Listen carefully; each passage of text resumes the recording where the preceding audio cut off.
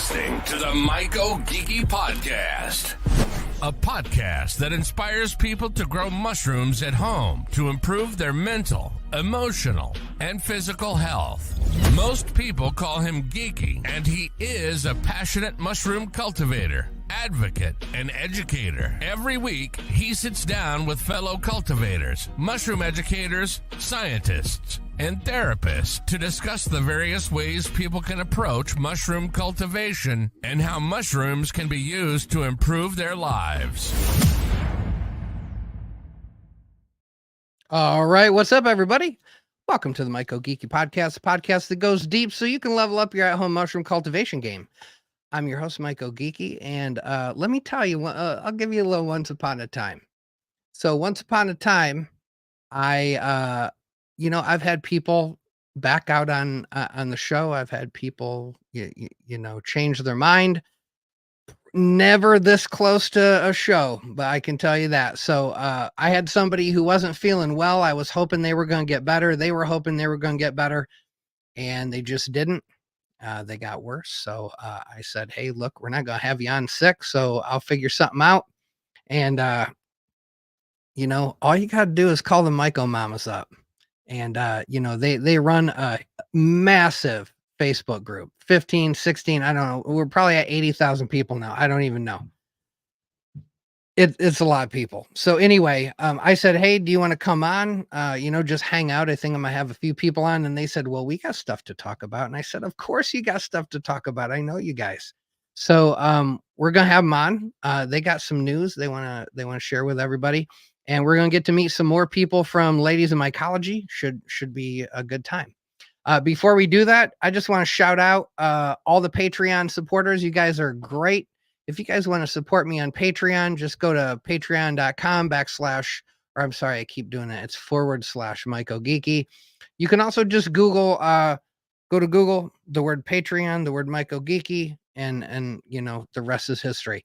If you guys want to support what I'm up to, I'd appreciate it. I don't have exclusive genetic drops. I don't have exclusive top secret content that really isn't that exciting in the first place.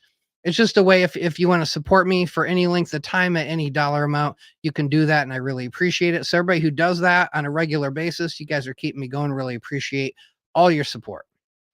Also want to shout out my Discord mods. You guys are great. You guys have been around for a long time, putting in the work. Discord still remains for me a great place to go to get specific questions answered. It's a great place to go to build friendships, to work through problems. If you're looking for like that myco buddy who's going to help figure stuff out with you, it's not a bad place to go. There are definitely other places, but it's a good place. One thing I particularly like on my Discord is you got all these different channels, right? You got Zapaticorum channel, you got Natalensis channel, you got I think they changed the name of this one, but it's only pans. So if you're into Paniolacynescence, they changed that one to only pans on my Discord.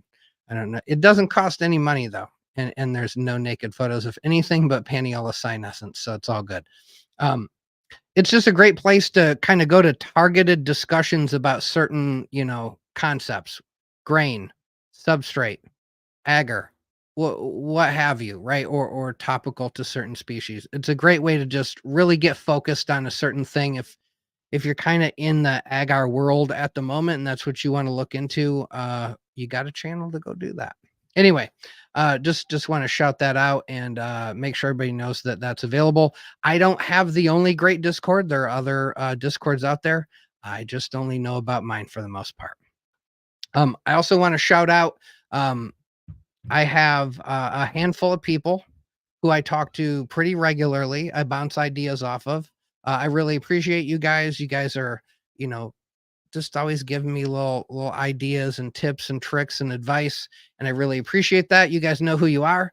And for all the new people who grow that, that reach out and just want some genetics from me or want some advice or want to show me a picture and ask a question, I really appreciate you guys feeling like you can reach out.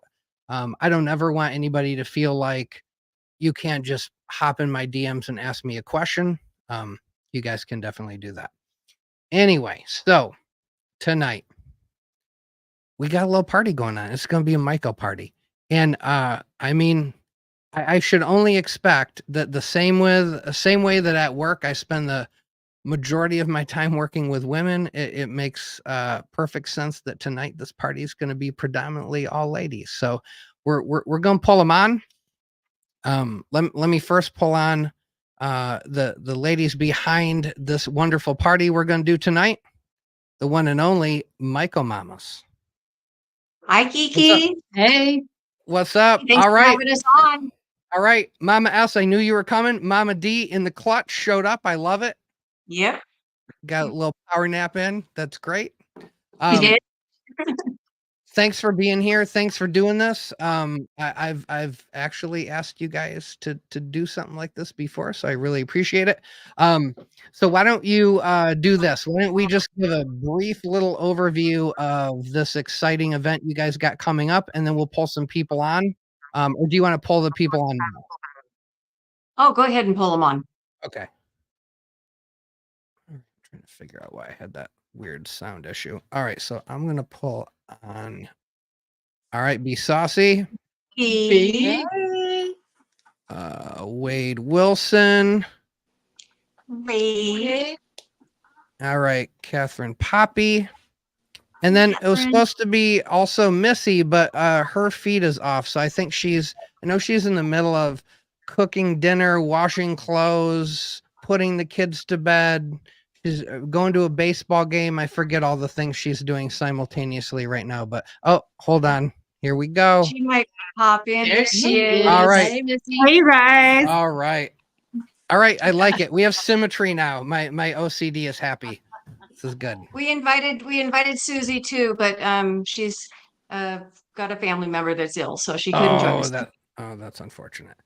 Man, that must be the season. I actually know 2 or 3 other people that are going through the same thing. It's unfortunate. Yep. It happens, part of life. All right. So, ladies, what's up? What's going on? We've got a big camping trip coming up. The Ladies of Mycology second annual camping trip in New Halem. Is that right, B? New Halem, Oregon? Van Halen, Oregon? Van Halen. New I Halem, like it. Oregon. It's on the Yes. coast. We had to find a bigger Okay. facility because last year it was a fantastic place. It was really wonderful, but there wasn't much parking and it couldn't accommodate twice as many people. And that's what we're expecting this year. So yeah, had to find a bigger place. Gotta raise the roof, ladies. You guys just blowing it up. Standing room And we're- only. I love it. We're excited because Catherine's going to be flying in from Hawaii, and Ooh, Hawaii. Wade's pretty close because she's there in Portland. We're hoping Missy can make it, and of course, B will be coming down from our area, and we've got people flying in from all over the country. I love it. So- I love it. I love We it. have I people love it. flying in from out of the country as well. Yes. Wait, what? Yes. What? Canadians What? coming. I We got like our that. friend from Canada coming. One of the women from Manitoba area came last year, and she's coming again this year. And then I think one of our other admins is from far, far east in Canada, the other Yeah, coast. like New Brunswick or something like that. Wow. So it's Hey. international now. I mean, there's women everywhere. So why not? Why not go to the second frickin' annual Ladies in Mycology cookout, man? Camp out, cook out, all that. And You it's- guys got to do like a I'll- chili contest. I want it all. I want a hot dog eating contest. I want to see footage. No. What? No. Not that Okay. kind of camp out. What? No. A mushroom eat? Did you say mushroom eating contest? Yeah, more like that. Okay. I'll do Okay, that. perfect. The perhaps there might be some things like that. Yeah. Shan We have a lot Farrell's- of things planned though. We do. Right. We're gonna go Foraging. foraging. Yep. And we'll have a lot of classes. And Squiggledoo is coordinating all our classes.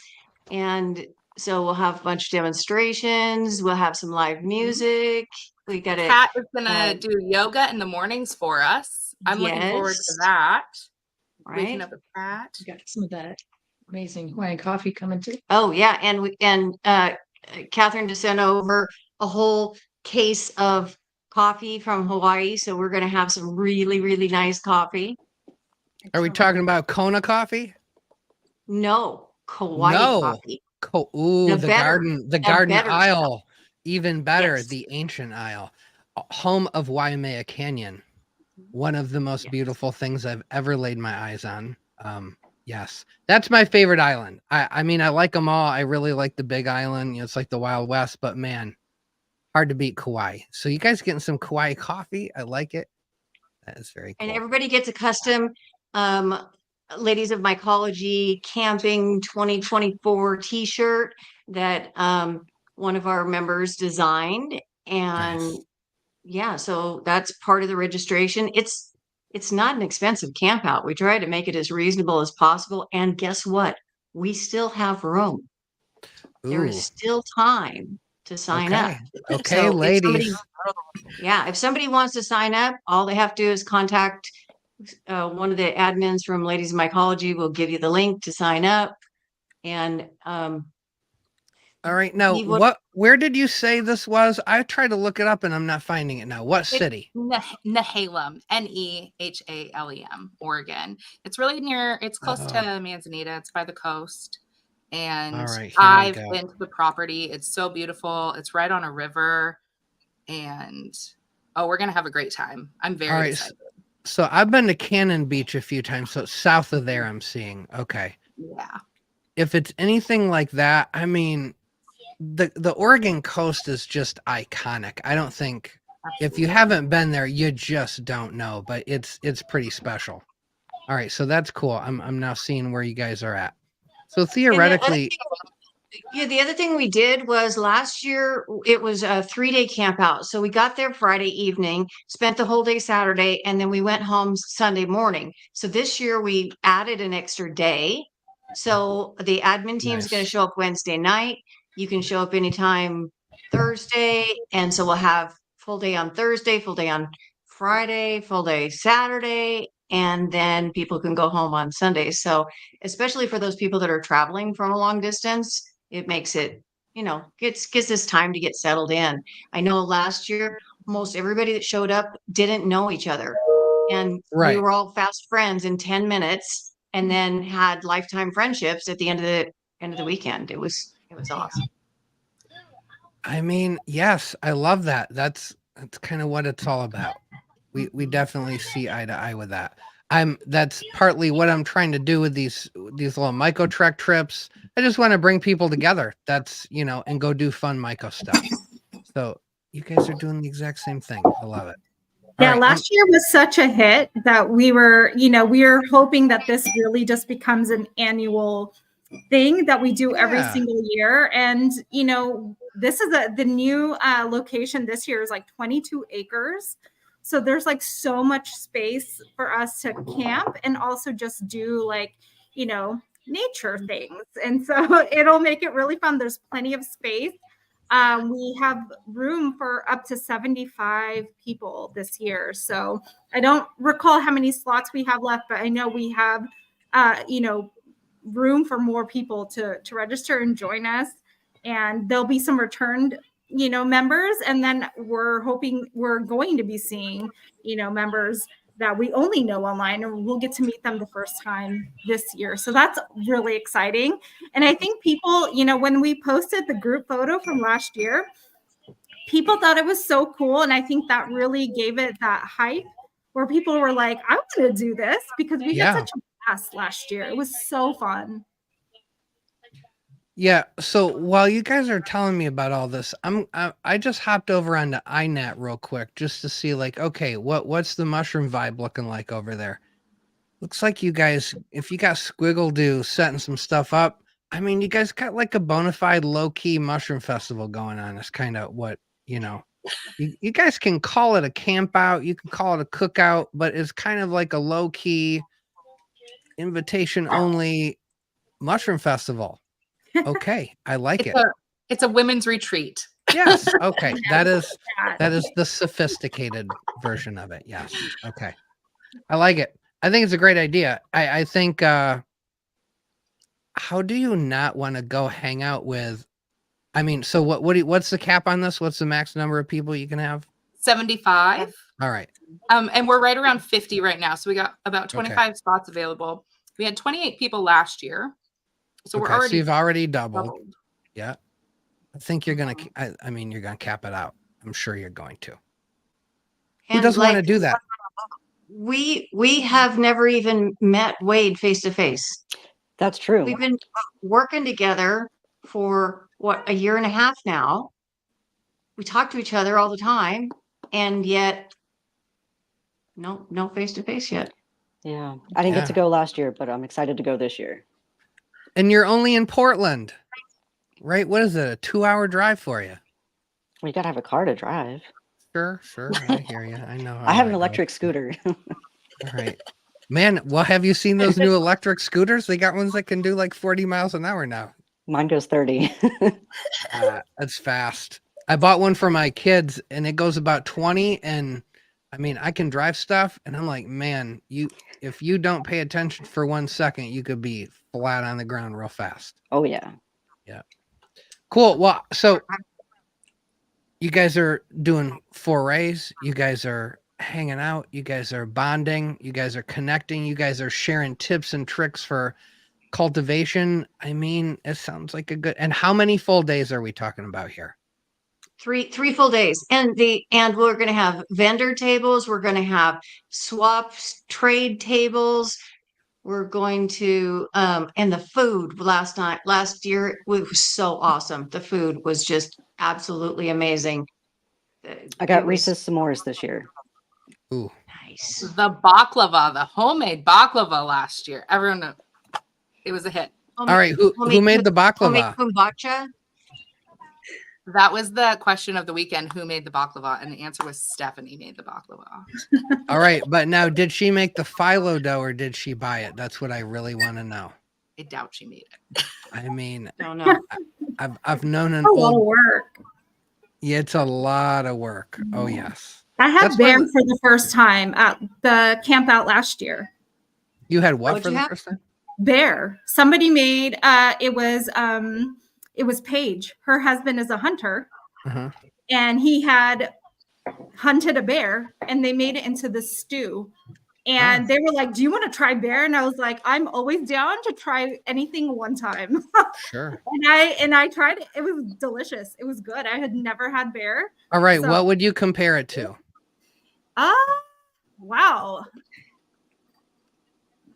Chicken, Kind rattlesnake, of like turkey. beef.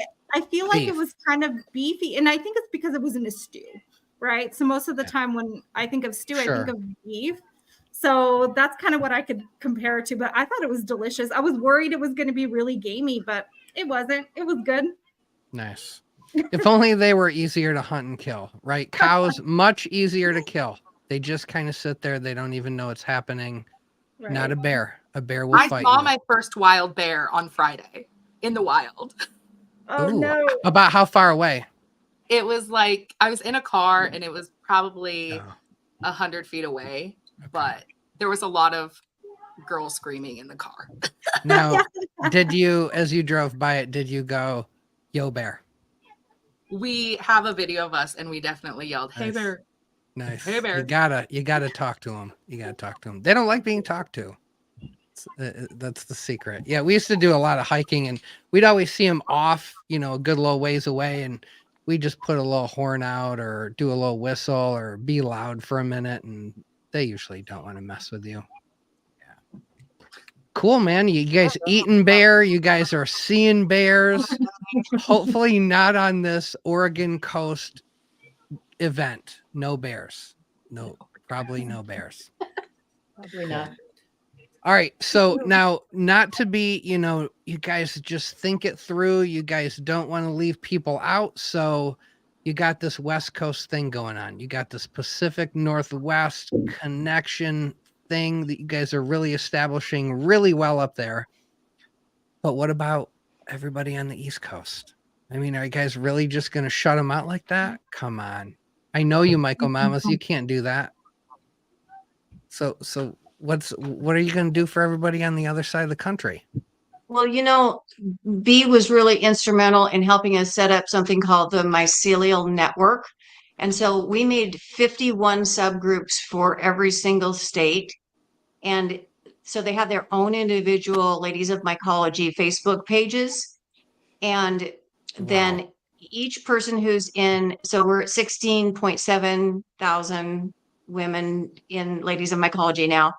And then each person can join the state that they're in, or states that are close to them, or states that they visit. Sure. And so the individual groups are for get-togethers, events like mushroom festivals and things like that, and decriminalization efforts. And that's all that we limit that in those groups to that type of communication. So if you have something that has to do with cultivation or foraging, it goes in the main group. But if you have a local event, or you just want to get together with other Ladies of Mycology, you can post something in your state's group, and then they can start making these connections. And so some of the groups are quite large. There's, I think, over 100 members in some of the groups. And so Myco Dandy over on the East Coast has one of, I forget which state she's in, but she started talking to the East Coast people, and they put together a camp out. And plus, it's not just the camp outs. They're getting together for coffee, and they're getting together for going to events together, going to entertainment together, all sorts of stuff. Just like some MyCo hangs. Yes, the MyCo hang. That is great.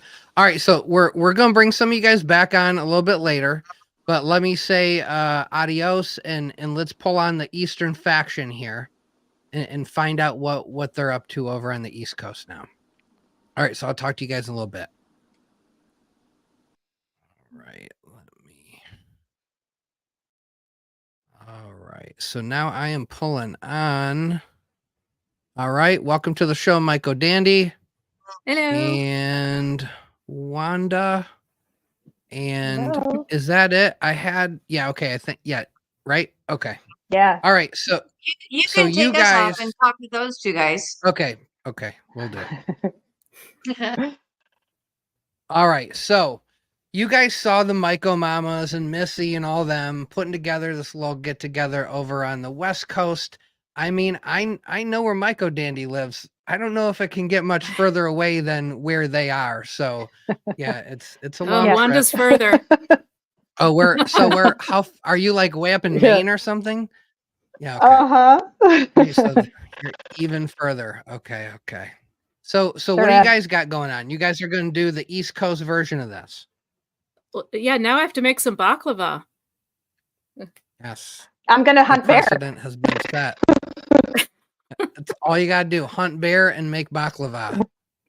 I love it. Yeah, so we're going to a state campground. It's we don't have the whole place rented out like the MyCo Mamas did. So it's a state campground. You can share campsites. There are still 25 campsites available for that weekend. I reserved so I made it the same weekend as the West Coast one, so that we can coordinate and video chat and share some adventures and vibe from coast to coast. Yes. And most of them are just going to hang out and enjoy each other's company and love the campfire. And I have an RV and I have an electric site, so I'll have a kitchen set up and air conditioning for anyone who needs it in case it's a hot weekend. And we're just going to hang out. We won't have any educational programs because it's a state campground with other campers there. We don't, we haven't reserved the whole thing. All right. So now where is this? This is in Connecticut, in Griswold, Connecticut. All right. And what's the name of the campground? It's at Hopeville Pond State Park. All right. I'm pulling it up here. I'm just trying to visualize where we're at. Yeah. And it would be reserved through Reserve America. So cancellations are also through Reserve America, and there is no additional charge for anything. It's just nice. Us hanging out. All right, so you're basically in between New Haven and Boston or New Haven and Providence. Yeah. All Yeah. right, So accessible to pretty much all of New England. Absolutely. I mean, Yeah. really theoretically accessible even as far as Ohio. I mean, that would just be a day's drive, right? Yeah, well, Pittsburgh. you know, it is a state campground. Everyone is going to be there. They're going to be men, they're going to be kids, but our Right. activities are going to be only for our group. Right. Oh, I'm not even talking about for me. I'm just saying, Yeah. you know, I could drive that far. I easily can drive to New York in a day, so why not there? Yeah. So yeah, people from, yeah, like you said, all in New England for sure. That's great. And I love that you guys are doing this now. How about you walk us through your experience of Ladies in Mycology putting together the local Facebook groups? Like, how useful was that? How important was that? What has come of that? I'd love to just hear you guys tell that story a little bit. Yeah, why don't you talk, Wanda? Sure. Yeah. So I joined probably a little over a year ago, and I'm actually not a cultivator at all. And I know we're going to get into that later, but I was really interested in meeting people locally. So I was kind of a silent follower in the beginning and just was kind of paying attention to what people were learning and watching. Interestingly, I came from some other spaces, some healthcare and the cannabis space. And so I was very interested in the medicinal power of a lot of mushrooms. And so I was just watching what people were doing. And once the local breakout groups started coming, then I started getting a little bit more engaged. And we've got some decriminalization movements going on up here. And it's been really cool to be engaged. And just the other day, I happened to bump into somebody from the Ladies of Mycology group that I hadn't met yet, but we recognized each other. And What? it was Wait, amazing. no, you didn't. Stop it. Yeah. Are you serious? Yeah. We totally did. We ended up at the same benefit. It was actually mycology related, so it wasn't exactly a shocker that we were in the same location, but we did not know each other were going to be there. We hadn't communicated about it and recognized each other. And we'd been communicating for quite some time. I like that. I mean, right. Those stories are the ones that get me excited. That's like, that I could just walk down the street and see another MyCo person. I love that. Those are the world gets smaller every day. It really does. Yeah. The world gets smaller. I love it. All right. So you guys are doing this thing same weekend. You know, it's open and available. It's maybe not as private and bougie, but you guys are putting something together this year. Now, when it's your second annual, then you guys can get fancier. You guys can, you know, step it up. It's all good. Right. I like it. I bet I wouldn't be surprised if you guys still aren't going to have somebody pop out of nowhere. And next thing you know, you're going to be going on some forays. You guys are who knows what you guys are going to be doing. So, how many spots do you still have available for that? The campground still has 25 open camping spots, but people can share spots as well. Okay, perfect. All right, guys. You know, everybody wants to hang out with mushroom people. And it's cool. It is really cool to go to a festival. They're big, they're exciting. There's a lot going on. You get to meet some MyCo celebrities. But the small, intimate get-together, you get to really forge some real relationships with people. You get to really connect, really talk to people, really get to know them. So I would encourage anybody that is roughly in that area that's looking for something to do, who is a lady of mycology, you guys should, you know, hop in the LOM Facebook group, find you your little individual local faction and figure it out. I think that'd be very cool. All right, guys. So love you guys for doing that. I hope more people in Ladies in Mycology as you know, once we get into the 3rd annuals and the 4th annuals and the 5th annuals, you know, I want to see these little things popping up all over the place so that everybody, no matter where they live, you know, can easily get to a get together like this. I think that'd be super cool. Yeah, we're really hoping that a lot of people will join us. We're really looking forward to this. It was great. All right, so I was talking to MyCo Mamas, and she's like, you know, we got some cool people. We want to bring some people on. Let's just make it a party. Let's talk about some of the cool things everybody's doing. So I'm going to bring everybody on. and give a few people here a chance to talk about just some little tidbits, little things that's going on right now. All right, so let me pull on. Make sure I'm not pulling on the wrong people. Okay, Missy's gone. When she comes on, she can join the Brady Bunch here. I get to be the dad. Okay. All right. So I'm gonna go just off of the talking points that Mama S put together for me here.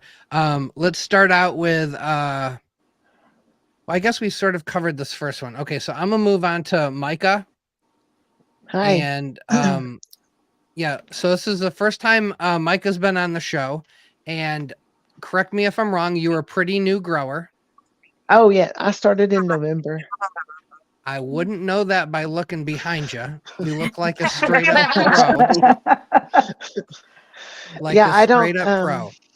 I'm not a pro, but I do tend to jump in all the way whenever I do anything, and that's my style. I love it. I think it drives my husband crazy, but you know, who else is going to do this? You can't apologize for being yourself, right?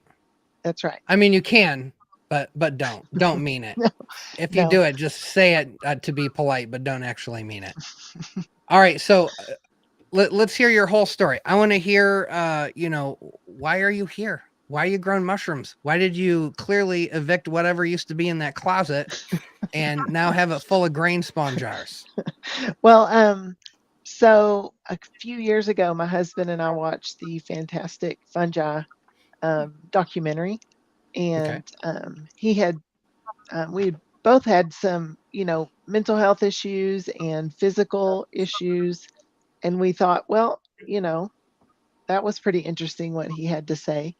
And so we decided to pursue medicinals, and really found some great benefit from that. And both of us, him more anxiety, depression, pain, and me, I was hoping to get some sorting out of my self-esteem issues and body image issues, but instead it worked on my drinking issues, which I can't complain about that either. And so had a lot of great success. And then just in the climate of, I was just always afraid of where I was going to be able to get my medicinal mushrooms. So I decided to start seeing about growing them myself. And I don't even know how I came upon the ladies in mycology, but that was a game changer right there, is just being a part of that group and all of these ladies who are so encouraging. And I wouldn't be growing if it wasn't for them. So, well, they're kind of a well-oiled machine over there. I mean, I haven't been in there, but I've heard stories. So, well, I mean, it looks like you're a good student. It does look like you jump in 100% and go for it.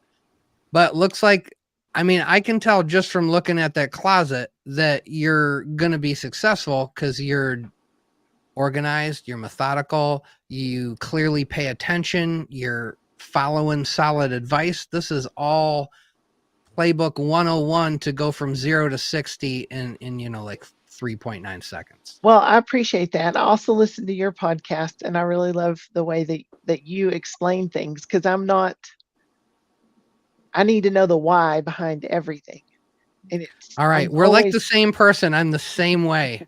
I can't. So I know. I noticed that about you, that whenever you had speakers on, you would stop them and explain the why behind whatever they're talking about or whatever point you're making. And I thought, I'd just like, this is great. This is great. So I'm not exactly a rule follower, but I will follow rules if I know why. And if you agree with them. Yeah, right? I agree with them. Yeah. Oh, I got the same problem at work when they implement a new policy. If I think it's stupid and doesn't make sense, they got to hold a gun to my head. Once I get it, even if I don't agree with it, if I truly understand why operationally they had to make that decision, then I can at least begrudgingly go along with it. But yeah, I have got to know why, like a real true why. That's the Absolutely. only way. I don't know why I'm that way, but yes, I can agree with that. Yeah. Gotta know why. Exactly. I just feel really fortunate to be a part of this and to get to listen to you and Cool.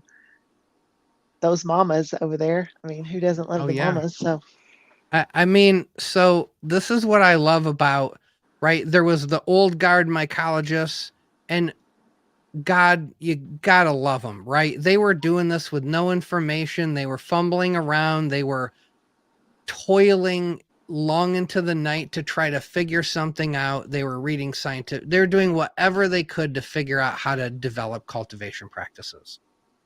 But they were operating in solitude. They were operating alone in private under fear of, you know, right? A fear of a lot of stuff that still some of us fear a little bit.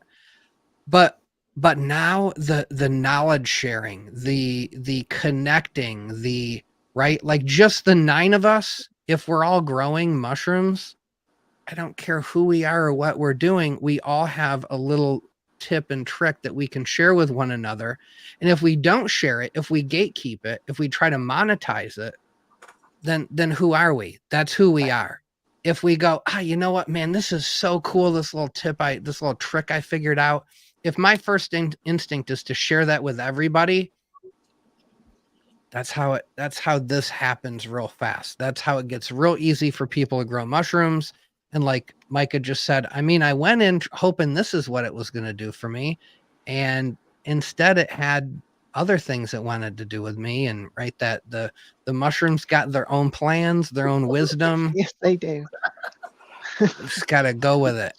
Yes. It's like getting on a roller coaster, right? You think you saw how it was going to go, and you sit down in it, and then you're like, wait, why are we going over here? I thought we were going over there. And everything about it's different. And at a certain point, you can either cry about it the whole time, or you can just put your hands up and just go along for the ride. Yes, absolutely. And so, yes. I talk to my husband and I tell him, you know, Mother Mushroom is in charge, and whatever she has for us that day is what's going to happen. 100%. Mother Mushroom always has plans, always has something to tell us. I love that. All right, so I think that's great. Now, I think Mama S told me that you just had your first flush. I did a couple months ago. Yes. Okay. So now you're on round 2. So you succeeded, and now that's why you got 18 grain jars behind you. Well, I have boxes. I have a lot of things that I'm covering up, but I'm about to go out of town, so I hope all this stuff doesn't happen whenever I'm gone. But well, you're going through this is one of the big rites of passage as a at-home mushroom cultivator is the, oh crap, I'm going out of town. And guess what? There's no preparation you can do. It's some little thing. Training my husband to harvest. Okay. And do some, I did do a lot of break and shake today, but he'll probably have to do it while I'm gone. So it's okay. It's good for him to know too. It's good. You just get on FaceTime with him. You can walk him through it. It's all good. And sooner or later, maybe he'll get bit by the bug and you guys can, you know, share responsibilities. And I don't know. We tend to be in our own department, but he is good about helping whenever I need him to help. That's good. That's good. Cool. Well, so I think it is great. We always do this. I have caught a lot of flack from some people for, why do you have this person on, this new person? Why would you ever have a new person on? And I said, well, representation matters. It is important for new growers to see new growers, right? This is important. It's not just Jordan Peterson telling you what I think about everything and you better listen to me and hang on my every word, right? Like that's not how the real world works. In the real world, there are a lot of newbies. There are a lot of intermediate people. We're all part of this community and we should get along. Absolutely. So I think that's great. You're doing it. You fell in with the right Facebook group. I can tell you that. I sure did. I'm so lucky. Yeah. So now you will be going to the camp out or well, no? I wasn't, but I was texting my husband just like on the low about, hey, I'm really tempted now. I really want to go. So I mean, probably how do you not? I Ladies, don't know. Wow. all I can tell you is this.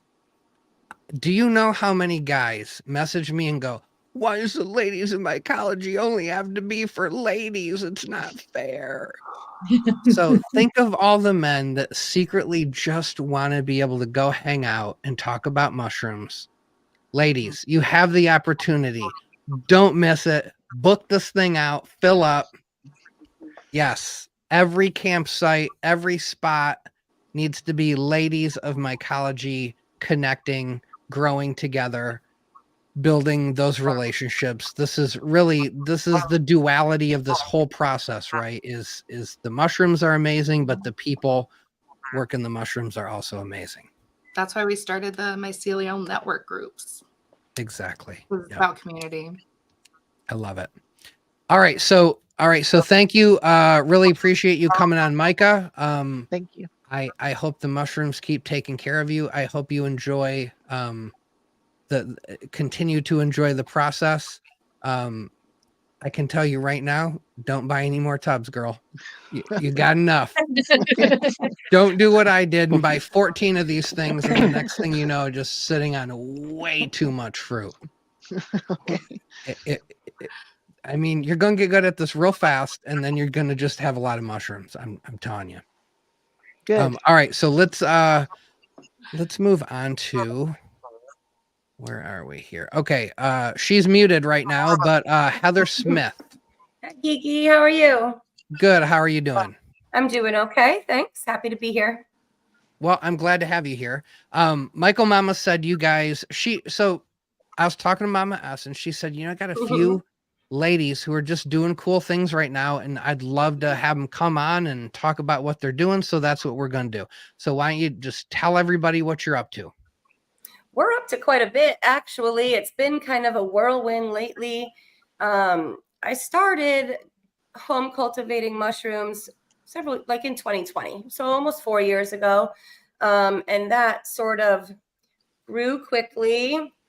And the reason why I did is because my husband is a veteran with PTSD, and we live in sort of a rural area in the southeast of the country, and it just became really difficult to get access to proper care for him. And I was going through my own struggles as well with my mental health and physical health. And, we've been raising kids, and it was just hard. So I said, I'm done. I'm taking our health back into our own hands. We've got nothing to lose. I'm going to go for this. And my husband supports anything I really say I'm going to do. He's like, cool, go for it, but then when it actually started helping, he became a lot more interested in learning about medicinal mushrooms, active and not, and, functional gourmet culinary mushrooms. And in 2021, I had a mini stroke, which left me with a lot of cognitive impairment. And I just really was not myself. And I was going through long COVID as well, and started really researching some of the benefits to some of the more functional gourmet mushrooms like lion's mane and turkey tail and reishi, and exploring all the different methods of ingesting those or utilizing those with tinctures and capsules and coffees, and just really trying to explore those benefits of those mushrooms as well. And so we started learning how to cultivate culinary mushrooms, functional gourmet mushrooms, and word of mouth sort of spread between our friends and family, and we were providing those things to our friends and family, for nothing, or for come help me put bags in the pressure cooker, or donation based only, like whatever you can, if you can, because it was just a hobby, Wait a minute. Hold on. You just blew my mind. Did you just say in exchange for some of your fruits of your labor, you had labor doing labor? Yes, what sir. am I doing all this time? Man. Listen, I am a firm believer that experiencing the medicinal benefit of any mushroom is a really personal experience, and participating even in the smallest amount in the cultivation of that mushroom is a really powerful thing. even if that is like simply taking an old bag and composting it at your house, you're still participating in the cycle of life there. And we've had people, listen, if you're coming over to get a tincture from me, I'd love for you to help me weigh these bags out and let's pour some water. Let's, for a couple of minutes at least. And we have 4 kids. Our 2 oldest are 19, and they started to become involved with helping with some of that stuff too. And it just, all of a sudden, very recently, word of mouth spread exponentially. So it just sort of happened really fast that we needed to scale up very, very quickly. And there's nobody doing it in the area that I live in. I live in Southwest Georgia. The closest other, small scale or commercial mushroom farmer is almost 3 hours away, 2.5 hours. There's nobody doing it in this area. And word spread very fast. And then we got connected with a health and wellness and alternative medicine store here. They call themselves a dispensary. It's a dispensary, alternative medicine. Marijuana is not legal here, but they have products like THCA and vapes and lines of Delta. And they are really very careful in the selection and production of their own products in-house and some that are outsourced. But we got connected with one of the owners of that store and scaling up enough to sort of make products to then put in the local store to bring to this community, including education classes and things like that. So we very quickly had to file for, business formation. And so now we're the Thunder and Lightning Mushroom Farm here in Southwest Georgia. I'm White Lightning, and everybody calls my husband Chocolate Thunder. So it just made most sense. I love it. When my husband was in the Marine Corps, he used to write letters home, and he would always put funny things in the return address, never his real name. And he started putting Chocolate Thunder there one year, and I just ran with it. So that just became our nicknames for a long time. And so we're the Thunder and Lightning Mushroom Farm. I love that. All right, so we will be sure to get that in the description. Yeah. I got to tell you right now, what you just said about trading a little bit of labor for a little bit of the fruits of the labor is really profound for me. I think it speaks to a lot of what we're missing in our culture right now. Very much so. No one's making their own tortillas, no one's grinding their own flour, no one's doing anything anymore, and we don't even cook our food half the time. We go buy it from somebody who cooks it for us. It's a really important aspect to me because so many people need access to this medicine in education about the benefits of mushrooms in their lives.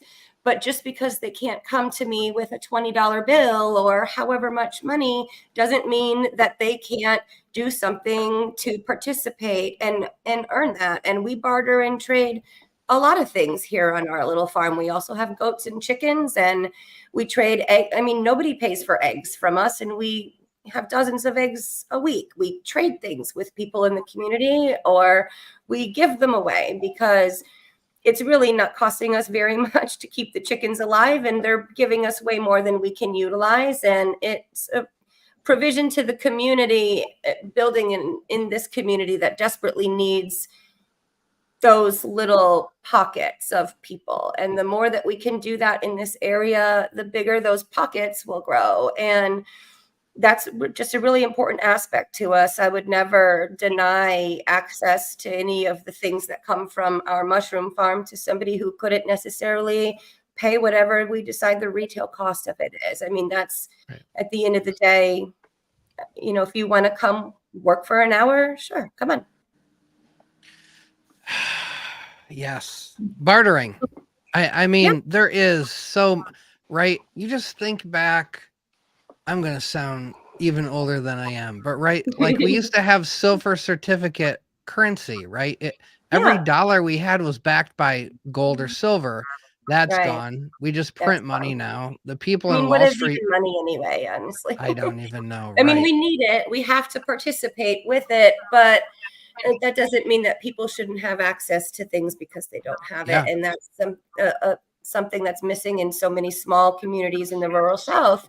And that's something that we want to just put out there, that it exists. I mean, we have to make money too. So obviously we have retail things. We do farmers markets. We, produce things that are going to be going into the store, also our own retail side of it through markets and stuff. But we also have that program where people can participate in the process in order to earn the reward. Can't love that more. I mean, so you're meeting a need. Yeah. You're not the only little pocket, right? These pockets are everywhere because people who are hurting, struggling, don't have money, have mental health problems. Oh my God. I tried to see my psychiatrist again just because I'm like, I got 3 kids, and with this podcast and mushrooms and sterilizers and MycoTreks, I'm like, I might need to reevaluate whether I need to get back on an ADHD medication. Yeah. The next appointment I can get to see a psychiatrist is 14 months from now. Yeah. We waited 22 months for my husband's first appointment with the VA when he first got out of the Marine Corps, and he was actively having suicidal ideation. It was very scary, and it became absolutely life or death for me to find a way to change that, because my husband's an amazing dad, and my husband's an amazing person, regardless of being a husband and a dad, and we need him on this earth. So I had to find an alternative way. I was forced to do that. And then it's become a blessing in our life, but we had to. I mean, he waited 22 months for a phone call. So it doesn't, the healthcare system for veterans and none is a complete disaster in this country. And if we don't take ownership and then teach others, because that's the part when people come and help, they're also learning. Ultimately, I wish I never had to grow them, because people could grow them for themselves. But we have to start somewhere. Now, okay, I have to ask you about this. Sure. Is that a gigantic parafilm? Yes. Listen. Okay, is that yours? Because speaking of things I will do hard labor for, I might do some hard labor for one of those. I can send you the link later. I literally shared this on Facebook and tagged my husband, I think like 6 days ago. Mother's Day is coming up, with the link to it or whatever. And then when the mamas asked me if I would do this tonight, I was like, oh my God, my house is we're in the middle of scaling up a large mushroom farm space. Every corner of my house has tents and bags and induction plates. And I mean, you can't move in this place right now. And so I was like, I'm going to need somewhere to sit. I'm going to need space. I need somewhere to sit. So he's got this folding table, and I come out of the shower and he's got this thing hanging on the wall. It was supposed to be my Mother's Day present. Has a nice background. So I love it. It's a scarf, but we're using it as a tapestry right now. It's a big, long parafilm scarf. Isn't it great? I feel like now, the meme photo that's like the woman sleeping next to the man and she's trying to guess what the man's thinking. I want like the opposite one now. I want like the woman curled up asleep in her parafilm blanket and the man wondering like, is she just still thinking about mushrooms? I say those things to my husband all the time because I'm more of the like geeky science aspect of this whole thing. And before he was in the Marine Corps, he was a cook. And he really enjoys cooking. So, when we're at the market on a Saturday and somebody comes and asks about the mushroom, and I'm like, you should see the hyphae on the agar plate from that one. I'm telling you, like, I'm really in the science part. And my husband's like, there's 3 grams of protein a cup. Here's a recipe. Like, he's the cook part. So I'm always in the bed, like, look at this, showing him videos of things he doesn't understand, but he can participate in. So it is kind of the opposite for us. I'm way more the science geeky part, and he's the, how can I make this taste good? What are the nutritional aspects of it? Right. Well, I think it's amazing what you're doing. When I was growing up, my dad was always like, you know, you can be whatever you want to be. I never got the practical dad that was like, Right. you're never gonna. So I shot for the stars, you know. Yeah. I reach any of them. I got closer to a few. I wish somebody had told me the value from a spiritual perspective of meeting a community need, like Yeah. to pursue It's a motivating factor. a path that fulfills needs within your community, rather than I want to be a rock star, I want to be a this. And it's just, been really man, great to meet the owner of the store here, the next town over. It's called Good Life, and he's the same way. One of the focuses behind his store is to offer an alternative to alcohol. So any natural meds within the legal scope of the state of Georgia that he can provide. And he's always coming up with new ideas. He's right now got nano infused Delta 9 slushies, like actual slushies. And I mean, these things are crazy and they're flying off the market, but it's an alternative to alcohol. So there's, 400 or 500 people coming through that door every day, when in this rural Southern community, 90% of the time have a predisposition to alcoholism. I mean, I'm making up a percentage. I don't know. I'm sure it's high. And he's meeting a community need by providing education and alternatives to alcohol consumption, which is important to him. So it's been a great new beginning. I love all that. Well, I wish you well. It's obviously you're doing great. The way you think is definitely the right way to think. And I would say that's why it's all going so well for you guys.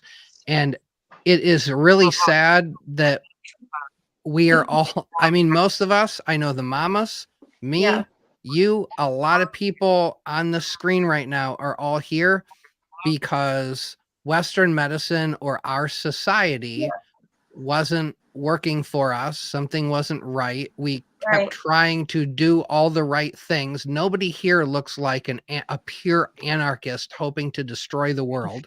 Right. We tried to fit in. We tried to do everything the way we were supposed to, and it didn't have what we needed. So we kept looking, and here we are. Here we are in the revolution.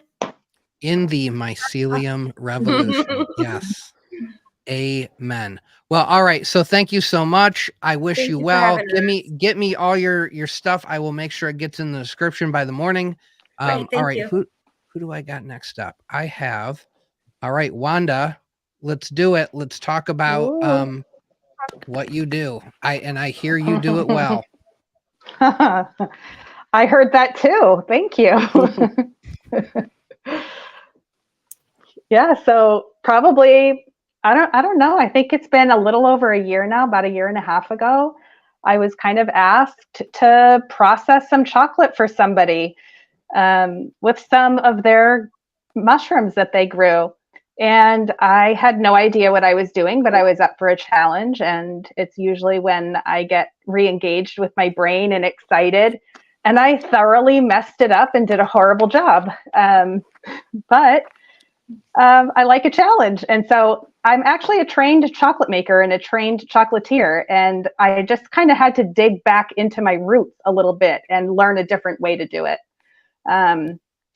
So luckily the cultivator was very experienced and could get me some more stuff to mess up. And I did it again. And after a few tries, I feel like I really nailed it. I haven't changed all that much after a few tries, and we just have fun with it. All right. So practice makes perfect. Apparently you have a knack for it. Because I have only heard phenomenal things. Did you ever think you were going to be, did you ever think this was going to be the new ingredient for your chocolates? Oh gosh, no, I really didn't. I'm such a type A rule follower. I've got my organization. I've got my color coded files. I've got my bookkeeping. I've got, I try and do everything perfect. And I never really thought about this, but when people need it, I'm a registered nurse first, and I know we have that in common, and a couple of us do. And I was working in an industry that didn't care about the facts coming out, and not only didn't care, but was actively suppressing it. And I don't know, there's just something about the truth and authenticity that just has to come first. And I'm really lucky that I am able to listen to that and had the opportunity to really kind of play with plant medicines in a way that a lot of people don't get to. And I tell you what, everybody loves mushrooms. Nobody wants to chomp down a dry one, though. I can tell you that. You know, you got to bury that deep in your hot dog. You got to put that underneath the cheese of your pizza, right? So, amen for chocolate, amen for gummies. Yes, right. We've had a few people here in the comments. Here, let me pull a few up here. Wanda makes some really incredible chocolate, and a lot of her chocolate has it's got functional mushrooms in it as well. So it's got reishi, and what are the other functional mushrooms you put in there? And they're lion's organic, mane, turkey tail, reishi, yeah, all of it. Yeah, and the chocolate is so amazing. You just want to eat a lot of it, which probably wouldn't be the best idea. That was my wife last weekend. We had a big 10-gram chocolate bar, and she was ready to eat half of it. And I'm like, okay, you gotta. We didn't plan this one out. Less is more.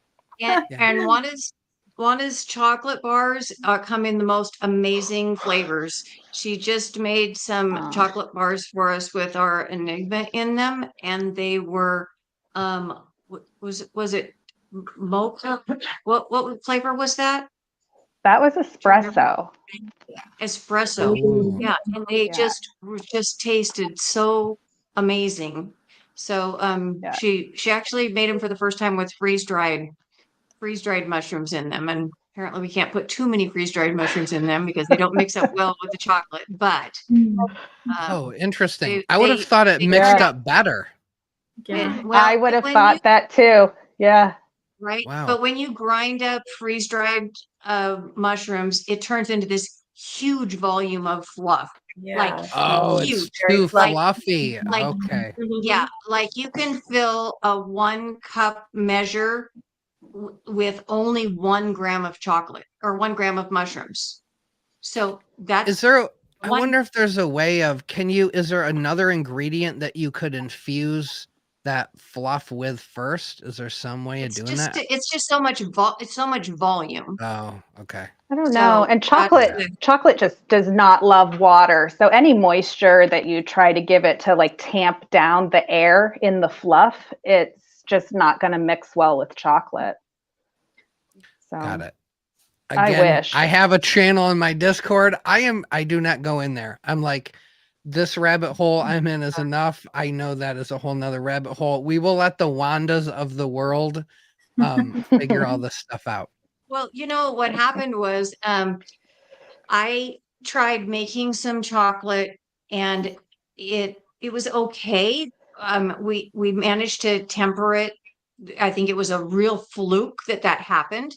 And then I found out that Wanda made chocolate, and so I was like, "Can I talk to you?" So we did this couple-hour-long video chat, and I was asking her questions about mushrooms and about chocolate and about how to temper chocolate. And she was like, "I've gone to school for a really long time to learn how to do this. It's not something I could teach you how to do in an hour."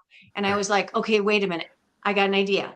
We really know how to grow mushrooms. You really know how to make chocolate.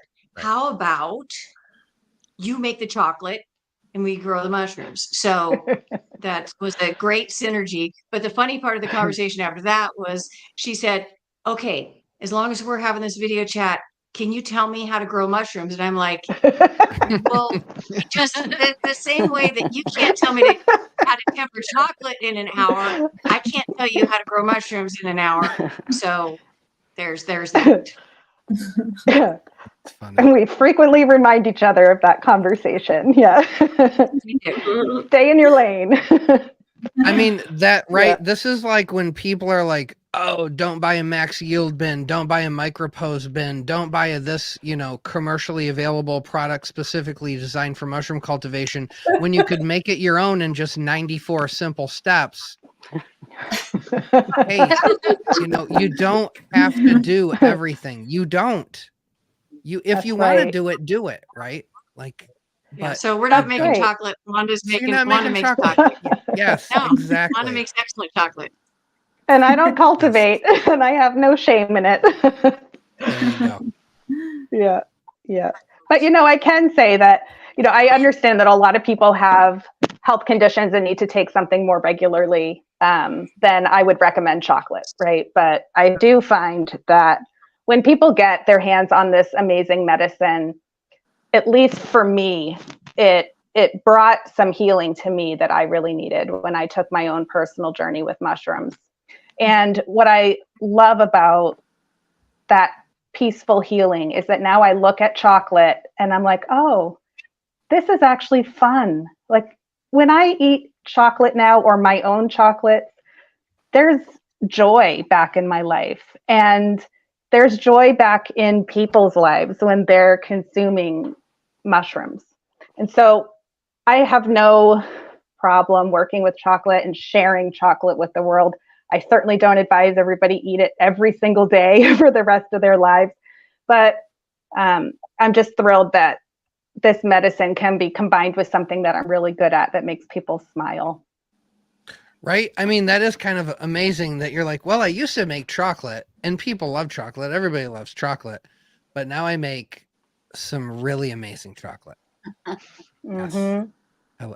Yeah, there needs to be like the Willy Wonka remake where he makes chocolate bars, but they have something else in them. I actually watched the new Willy Wonka when I taste tested Wanda's chocolate. Yes. There you go. It was not as vibrant as I had hoped it would be. The movie itself was a slightly just. Yeah, Oh, the new one, they tried. It was all right. Some of the songs were okay, but just the wacky weirdness of the first one can just never be topped. Yeah, you got to go with the original. Yeah. Wow. But that's like all of them, right? That's like all the ones they've redone recently that are just not as good. Yeah. All right. Well, so Wanda, yes, thank you. Keep doing it. I'm glad. I think I don't care the healthiest, most well-preserved, perfect human life that has ever existed. Even that person who has an experience with psilocybin is going to come out of that and go, wow. I mean, I thought my life was good. I thought I saw things clearly, but wow. Yes. So I'm with you on all that. All right. So let's move on. Yeah. Thank you. Thank you for having me. Oh, my pleasure. All right. Who do I have next? I have, oh yes, she is, I don't even feel bad for her waiting, because guess where she's waiting? In sunny, always 80 degrees Fahrenheit, Hawaii. I'm talking about Catherine Poppy. Hey. What's up? Hi, thank you for having me. I'm really honored to be here. Oh, my pleasure, my pleasure, my pleasure. You can thank Michael Mamas. They said we gotta have you on. So why don't you tell everybody what you do in sunny, lovely Hawaii? First of all, I have to tell you, I'm so excited because I'm between my mentors here.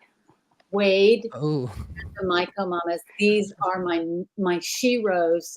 The reason I'm doing what I'm doing, which is a dream come true, in a place come true, is because of these people. And thank you. How serendipitous. I did not even plan that. That's all Mother Mushroom doing all that stuff for you right there. So, all right. Your mentors nestling you to your left and your right. Yeah. Tell us about your mushroom life, what you're up to.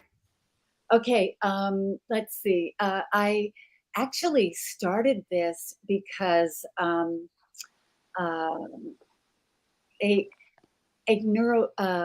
neurologist that I was working with said, have you ever tried psilocybin?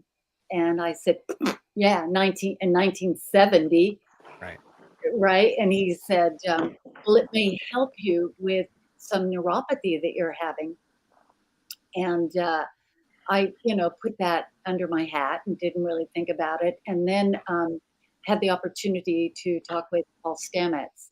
And Paul asked me if I was taking psilocybin. And I said, well, if I had. And I said, well, in 1970. And he said, well, what are you waiting for? So between the two of them, I thought, well, I better start thinking about this. Now, to backtrack a little bit, I had been in a couple of pretty bad car accidents and had my spine worked on. I was paralyzed from the neck down. And it was really serious. I was on some, the heaviest pain medication you can possibly be on. And that pain medication started to destroy me.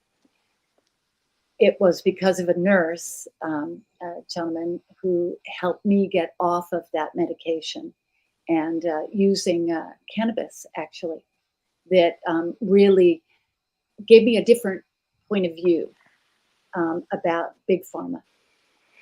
And I have been looking for naturopathic medicines, herbal medicines ever since. When I moved to Hawaii, as a result, it's a long story, but as a result of the medications that I was taking, I had contracted a disease I'd never heard of.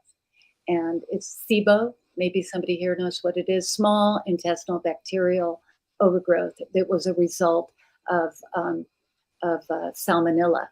That was a result of having my system depleted because of the medications I was taking. And I was dying. I had been told by the physicians I was working with that we have no protocol for you, I'm sorry. And so I came to Hawaii to say goodbye because I love this place. And it was the most beautiful place I'd ever been. I was here for a few days and I looked at my husband and said, I feel better. And he said, what? What? And we thought it was the vacation effect. However, we kept coming back to see, and it kept happening. And so we moved here. Going forward, after being here a few years and working with this particular neurologist, and then Paul saying this to me, I thought, well, this is really interesting. Then I had begun a small specialty turmeric farm, because turmeric is a wonderful medicine for what's the word I want? For inflammation. And these are really specialty turmerics, white and black, and everything in between that we can talk about another time. But anyway, I was approached by a physician because they know I like to grow things. I'm a master gardener and so forth. So I was approached, and he asked me if I would grow psilocybin mushrooms for him. He was afraid to grow them because of the legalities involved. And I said, sure. So wait, now, who was this that wanted you to grow these for him? A physician. Okay. Yes. And then, so I grew it, and I didn't know what I was doing. I had no idea what I was doing, but they grew. And I just kind of used my intuition with them. And then I had some success, and another physician approached me. So they didn't know each other. And so I was growing for these two physicians, and I decided to try some. And it really, this was during a time when the political situation, which we won't get into, but was really depressing me. And the I know what time you're talking about. Yeah, let's not talk about that. Anyway, also COVID, it hadn't affected us personally, but we were very, very isolated. Then my husband broke his hip, and so I got even more isolated. And so I was his primary caretaker. It all kind of came crashing down. And then I tried psilocybin, and it really, really helped me out of a terrible depression, probably the worst. And I'm using the word depression. I wasn't diagnosed with that, but I just felt incredibly sad all the time. And this helped me. And it kept me from drinking alcohol. It kept me from, because I really would have started just drinking and I would have dove into that. And I didn't. I had the opportunity to use mushrooms. And the mushrooms, I just looked online and tried to get some information. And while I was looking, I happened across Ladies of Mycelium. And it changed my life. Now we're going to start talking turkey here, because once again, I'm between my sponsors here. I can't get away with any bullshit. Okay. Oh dear. Anyway. I just got the FCC just fined me $78. No, I'm kidding. They don't care. I was going to say I'll pay it. I dove in, and the MyCo Mamas gave me every single bit of information that I needed to grow my own mushrooms. And I did it all wrong. I was so terrified. I was terrified of oh my God, the machinery involved in it. Anyway, but I bought all the equipment. It's not cheap, it's not easy, but so worth it. And then Wade stepped in.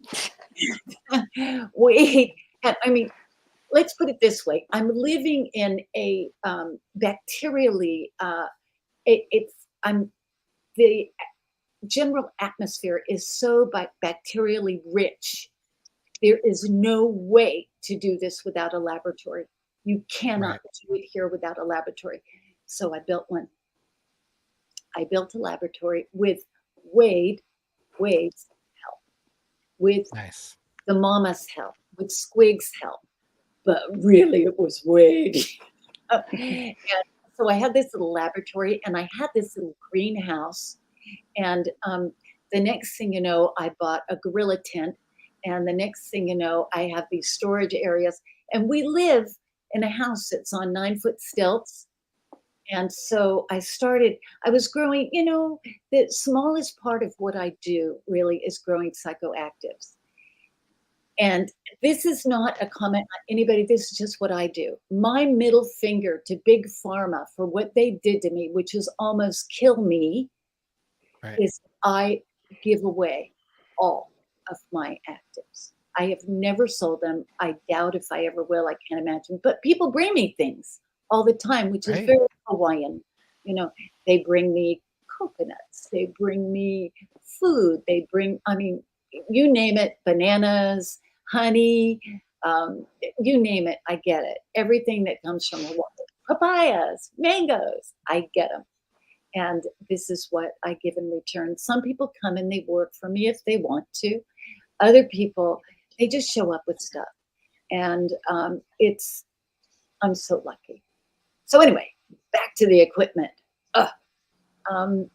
I actually, now I have two parts of what I'm doing. My business, and it's just a beginning blossoming business, is gourmets. And I'm growing a lot of lion's mane and oysters. There's a particular love here of trumpet oysters. And I'm careful with what I bring into this environment because it is a fungus that is killing the ohia trees. I have to be careful. Anyway, I could go off on a lot here with this, but this is what I'm doing. And I have a business. May I mention the name? Of course, yeah. So this is what happened. I saw all these buildings started going up under my house, and my husband went, damn it, it's like a mushroom village down there. And I went, that's it. That's my name. So it began to be, it's Mushroom Village, Kauai. And my daughter and I designed the logo, which is a lady with a mushroom head, of course, and there's a moon and a stars because I told her I love you more than the moon and the stars. So we did that together, and it's pretty cool. I love it. Right? That's enough. Man, well, so if I had $1 for every person that's whether it's clinically in the hospital or on the show or privately because of the show, who's told me, man, these opioids, man, these narcotics they put you on. You know, I have heard the simplest story of, man, I just had a little orthopedic procedure. They put me on some narcotics. 6 months later, I'm on heroin. Right. And you're like, oh, what? But no, yes, because they're good. Ask any heroin addict, and they would all go, oh, I'd much rather be on OxyContin. Give me a bunch of OxyContin, and I don't need the heroin. I only did the heroin because I couldn't afford the OxyContin anymore. Yes, they are sophisticated, they are powerful, and they are definitely, even to this day, a little bit overused. I mean, we're pretty stingy in my ER. Mm-hmm. Sometimes you got like a femoral head fracture, you're in just brutal constant pain, and we're nickel and diamond, a little 0.5 milligram Dilaudid here and there, which I feel is not enough. But overall, I would say outpatient, people are on too much of this. You cannot trust a person to go, well, my pain is only 6 out of 10 now, so now I won't take this really effective, amazing drug, and I'm just going to take a Tylenol today. It just often does not work that way. And so through no fault of your own, you're just hooked on these drugs, man. It's awful. I'm lucky because I never abused them. I was terrified of them. However, may I describe to you how I got off of morphine after years of use? I did this with the help of a wonderful, Matthew was his first name, a nurse. The way the drugs are structured is they, I think that the long term at that time, or the long release morphine would drop from, I think 30 milligrams to 10 or something like that. So all of this in between, you would go into terrible withdrawals. It was bad.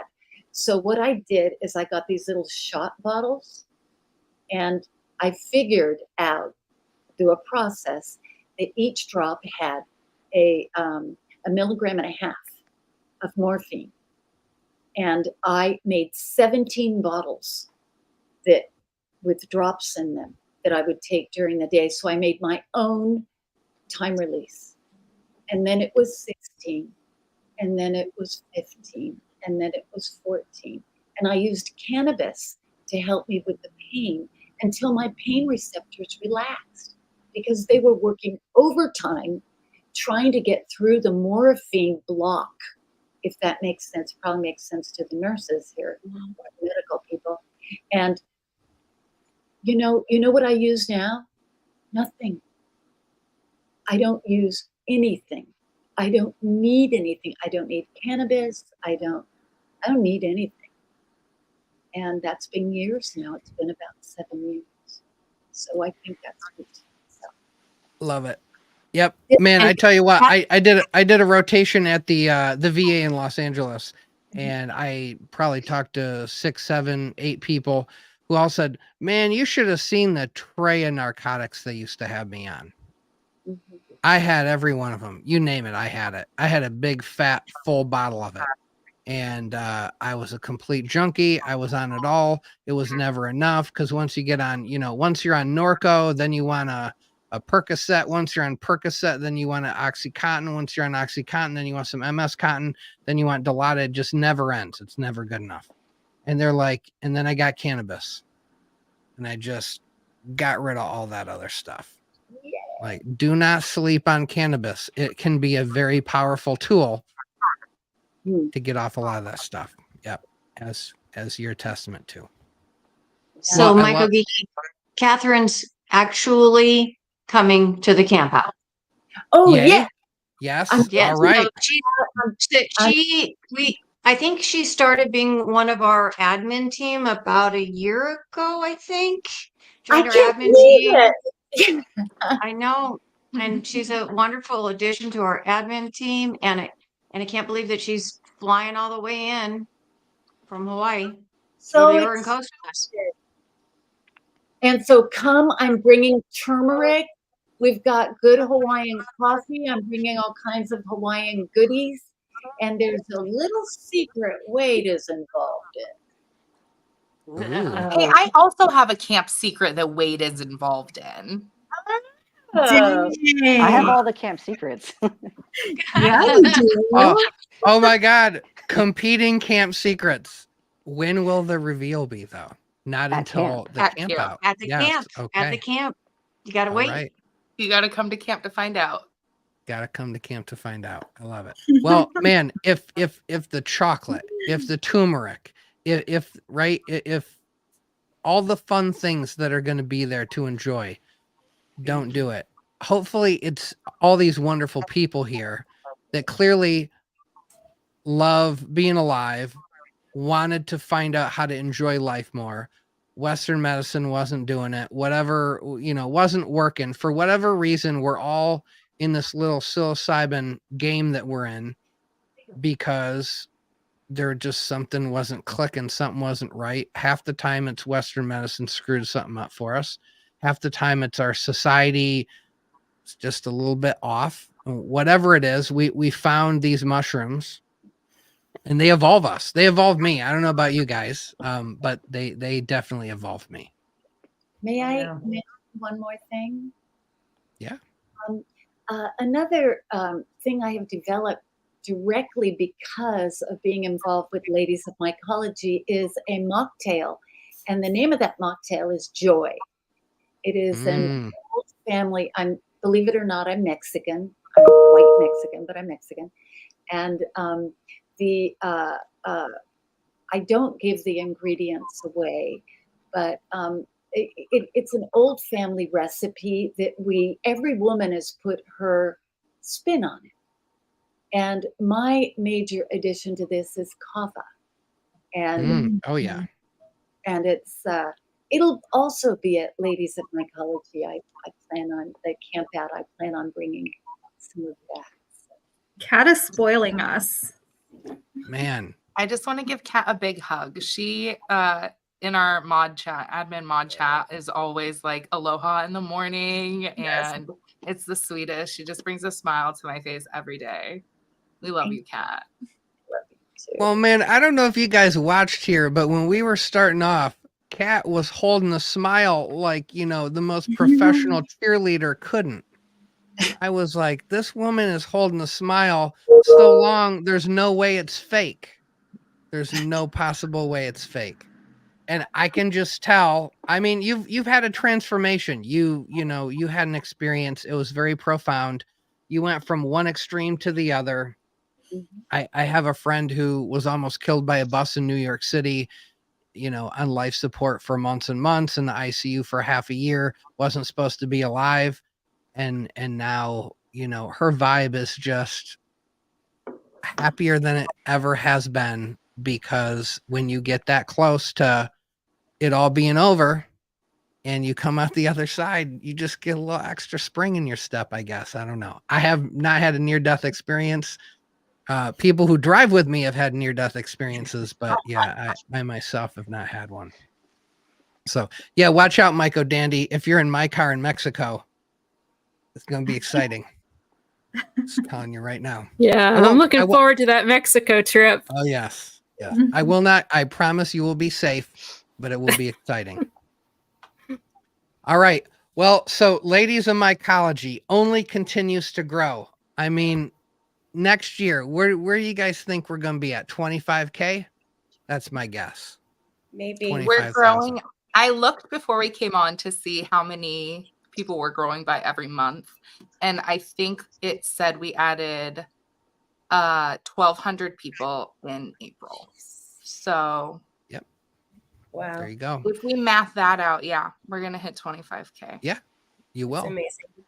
Yeah. Yep. And here like 2 years ago in my head, I thought maybe there's 15,000 people in all of the world who care about growing mushrooms. And no, there's the thing is that group always still feels so cozy and so homey. And no matter how big the group grows, I'm pretty sure I've been in the group since like right when the ladies of mycology started, when you guys started it, I've been a member of it.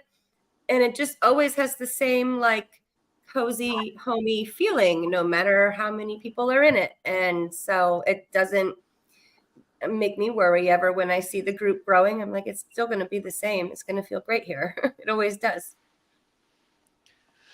Well, you got great leadership. You guys structured it really well on every level. It seems to be working.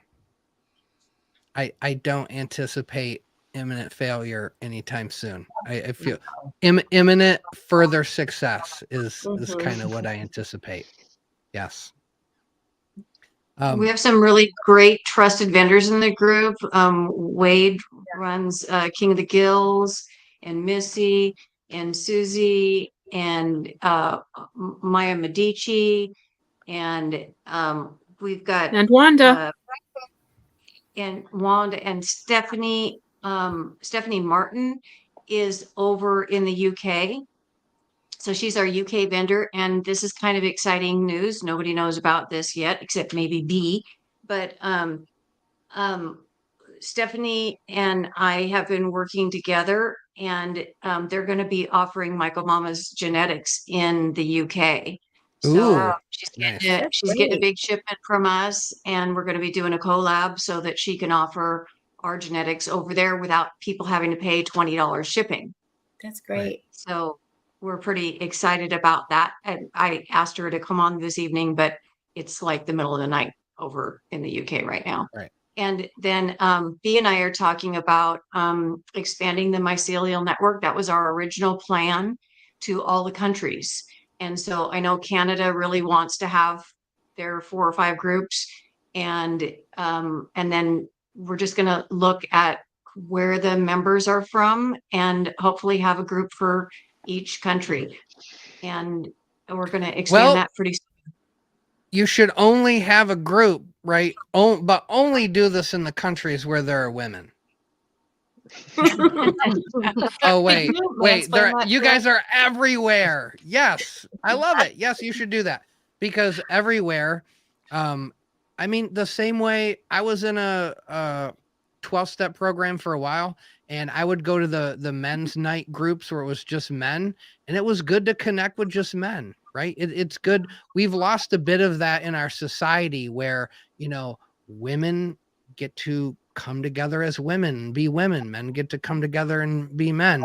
I'm glad I'm not doing that like we used to do it, which usually men came together at war for 5 years at a time. I'm glad I'm not doing that. But yeah, you guys, this is important. This is really good. I think this is why it's working.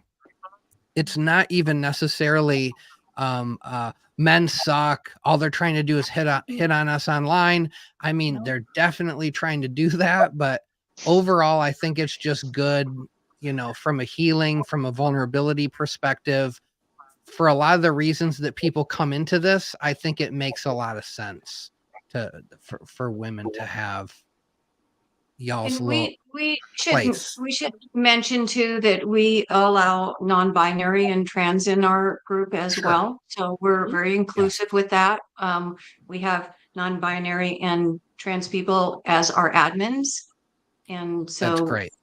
Yeah, that's important. Yeah. Well, so this is what I was just having this talk with somebody the other day. I said professionally, I've been in situations where we had problems for a while, and then all of a sudden we weren't having problems. And the only thing that changed was our dynamic in that work environment got more diverse. And it wasn't until much later that somebody pointed out that we were more effectively solving problems when we had a more diverse representative group of people working together, right? Everything should represent the world. The same way that we shouldn't just watch Tom Cruise on a movie all the time because he's a white guy and white guys have money to buy movie tickets or whatever the old logic was. right? So it should represent the truth of the fabric of the communities that exist. So yes, of course. I mean, it all makes sense to me. I know there are people out there where it doesn't make sense for them. Y'all are not invited into that group in the first place. So go start your own little crappy group somewhere else. Yes. So, and we anyway. acknowledge that our group isn't, you know, like we are accommodating to, and we try to be very uplifting of one another and positive. I had a member reach out to me recently, and she was like, hey, I like this group, but I'm also wondering if, you know, I could start another group that's more specific to an even more narrowed down niche of people with, you know, from LOM. And I just said, you know, I'm glad you still love our group, but if you're finding that it's maybe not quite what you're looking for, what you need, like I fully support other people creating other groups or creating other environments. Like we welcome that. We're okay with it, you know, because our group, as much as we like to think it's amazing and wonderful, and it is, you know, it's not always going to fit, you know, everybody. And so everyone's going to need like their own thing, and that's okay too. Yep. We're just a giant, humanity's this beautiful diamond, and every little facet makes this complex, shimmering, brilliant, amazing thing that is us.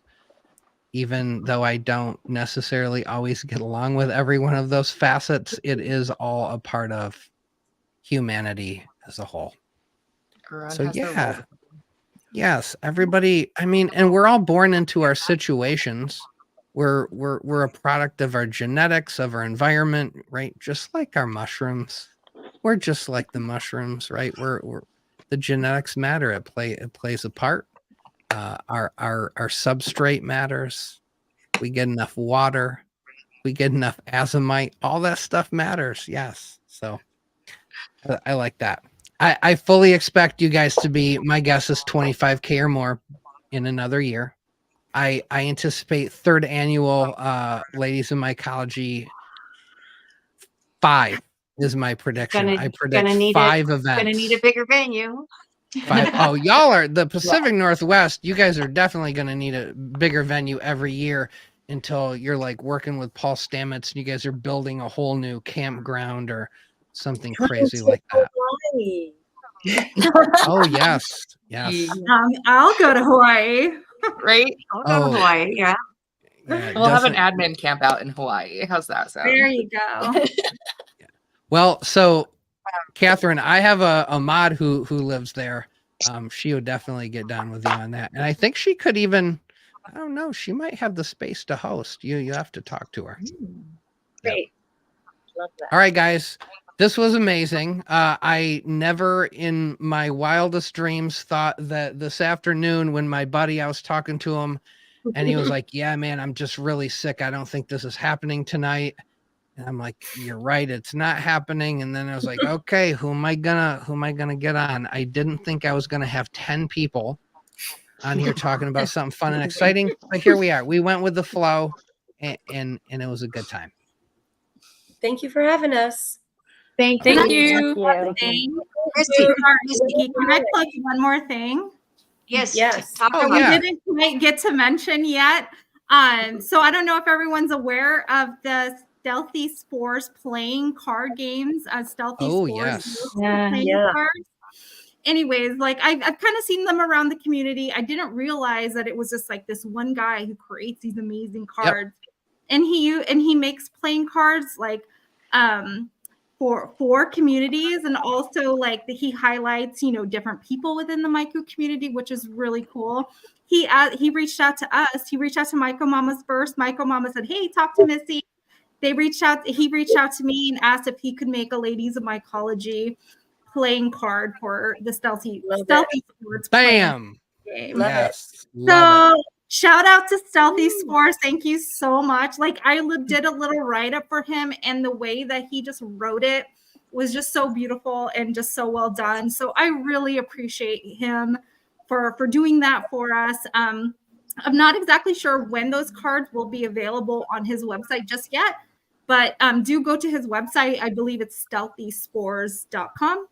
And I don't know, maybe give him a week or two, and he might have them on his website. But anyways, we're really excited for it because it was a beautiful job on it. So thank you. Oh, it's the real deal. It's a real product. It doesn't look like some cry cut, you know, it's a legitimate, nothing. I'm not throwing shade at cry cut, but it's real. It is legitimate, like Pokemon level, Magic the Gathering level cards. It's good. I was so impressed when I saw, because I was like, what exactly is this? Like, explain to me what this is. I was like, I need some context.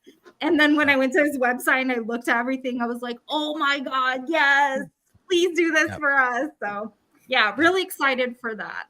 That is great. All right. So if anybody needs to go, it's okay. I just realized, I'm looking at my notes here. I had my notes under my keyboard and I didn't realize that there was more here. So we've got a few more things. I got to talk to Wade about genetics. I have Myco Mamas about genetics, and they're doing some cool stuff right now, preserving some of their lyophilized fruits. So I definitely want to talk to you guys about those things. If anybody wants to stay. If anybody has to go, don't feel like you got to stay up to all hours of the night. You guys are welcome to go. I'm going to say goodbye because it's really late on the East Coast for me. Yeah. Thank you guys for having Bye, Wanda. Thank you. Bye, All right. Thank you. Bye. I'm off to work. All right. So, all right, ladies, dropping off left and right. Here we go. Let me get the shuffle. Okay, there we go. Yes, man. One of these days I'm gonna do a little intro and actually mock the Brady Bunch theme song. We got to do that one time. All right. So Wade, I have the notes. All it says is Wade Genetics. Now I know that you mentored Catherine, so I'm ready to hear all about it. Tell me about genetics. Well, I own 𝐥𝐤𝐤𝐿. Okay. It's a nice little business. I make some lovely mushrooms. I've worked with Myco Mamas, trying to get the brain slugs out there. But my own personal favorite so far is my BB8. And it is from Mace Windu, which is also a thing that I made. 7 spores in an LC and just let it grow. And that's what popped out. And I grew that for a couple years. And then I got these balls in a tub. They're just blobs that are ball shaped. And the only other person who I'd seen have anything like that was Dave Wombat with his derps. And so I just named them BB8, and they have been fantastic. They have helped. I have chronic pain and I have Ehlers-Danlos and some other pain issues, and they've been like, they completely numb my pain. I have no pain, no feeling, no nothing. And I've been sharing those with people in the community that have migraines and the cluster migraines, cluster headaches, trying to see what works for who. And I don't charge, I just send it out. And if it helps, I just want them to let me know how it helped or how it didn't help. So talk about that, because I've taken care of people with cluster headaches. I know people who lost their spouse, who were estranged from their families, who lost their jobs, who literally their lives were ruined because of cluster headaches. And then they found psychedelic drugs and they get their so life far back. I've only had one person with the cluster headaches come reach out to me and be like, hey, I'd like to try it. And I was like, yeah. I sent him to him, and he was like, I need to tell you that this is the first day I haven't had one in however long it was.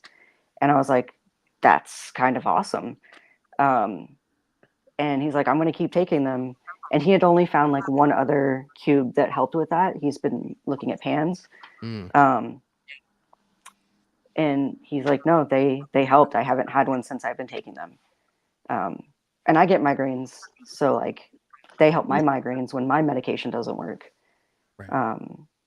And when I tested them in one of the Island Cup is where I got them tested with the brain slugs for mycomamas. They were higher in one of the alkaloids that is more common in pans. All right.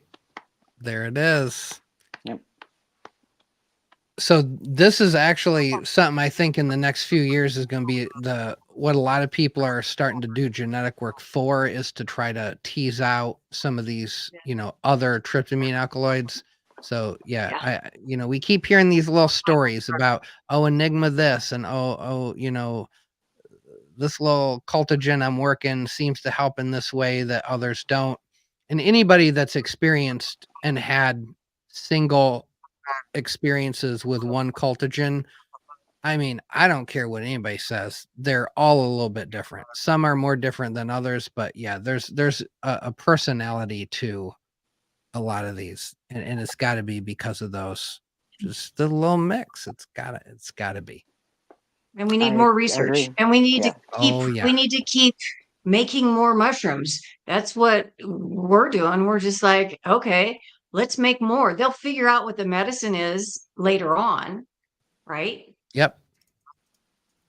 And so, here's the other great thing about what we do, because we're not waiting for FDA approval, because we've used the drugs that have received FDA approval.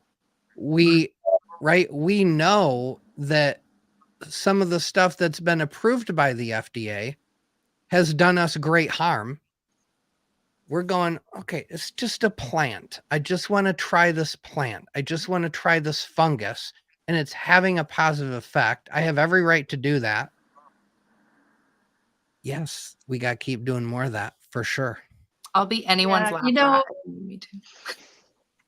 I was just talking to someone, and they were saying how they were they were feeling like it's kind of hard to stand out in the mushroom community because everybody's doing so many crosses and so many this and so many that, but we have no idea what is in these. And I feel like if you've got the ability or the talent to cross these things, or to even just cultivate, and isolate special varieties, I think we still owe it to society to do that, to just keep growing these mushrooms, because we don't know.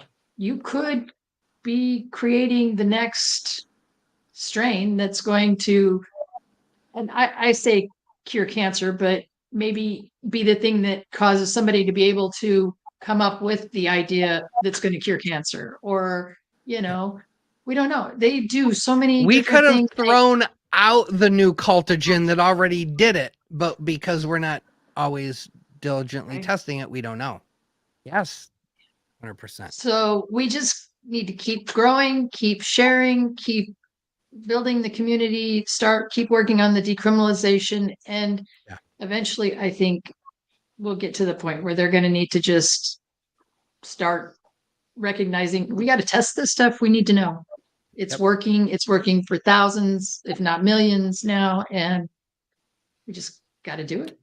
Yeah. So now there's been two things mentioned on the show tonight where Western medicine tried their best and doesn't really have. Anybody that works in a hospital knows that there are a few things that roll through the door and they just really don't have a game plan for it. And cluster headaches, we got a few tricks. There's a couple. I live here in Ohio, so the Cleveland Clinic here has put some money towards some new intervention for cluster headaches that seem to be promising for some people.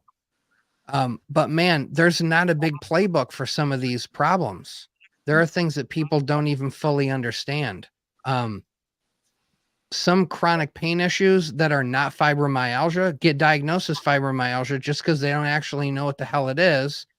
Whereas, I mean, fibromyalgia is a real thing, but I promise you I've taken care of people who've been given that diagnosis, mostly just to shut them up so they can get told, we really don't, I don't have any.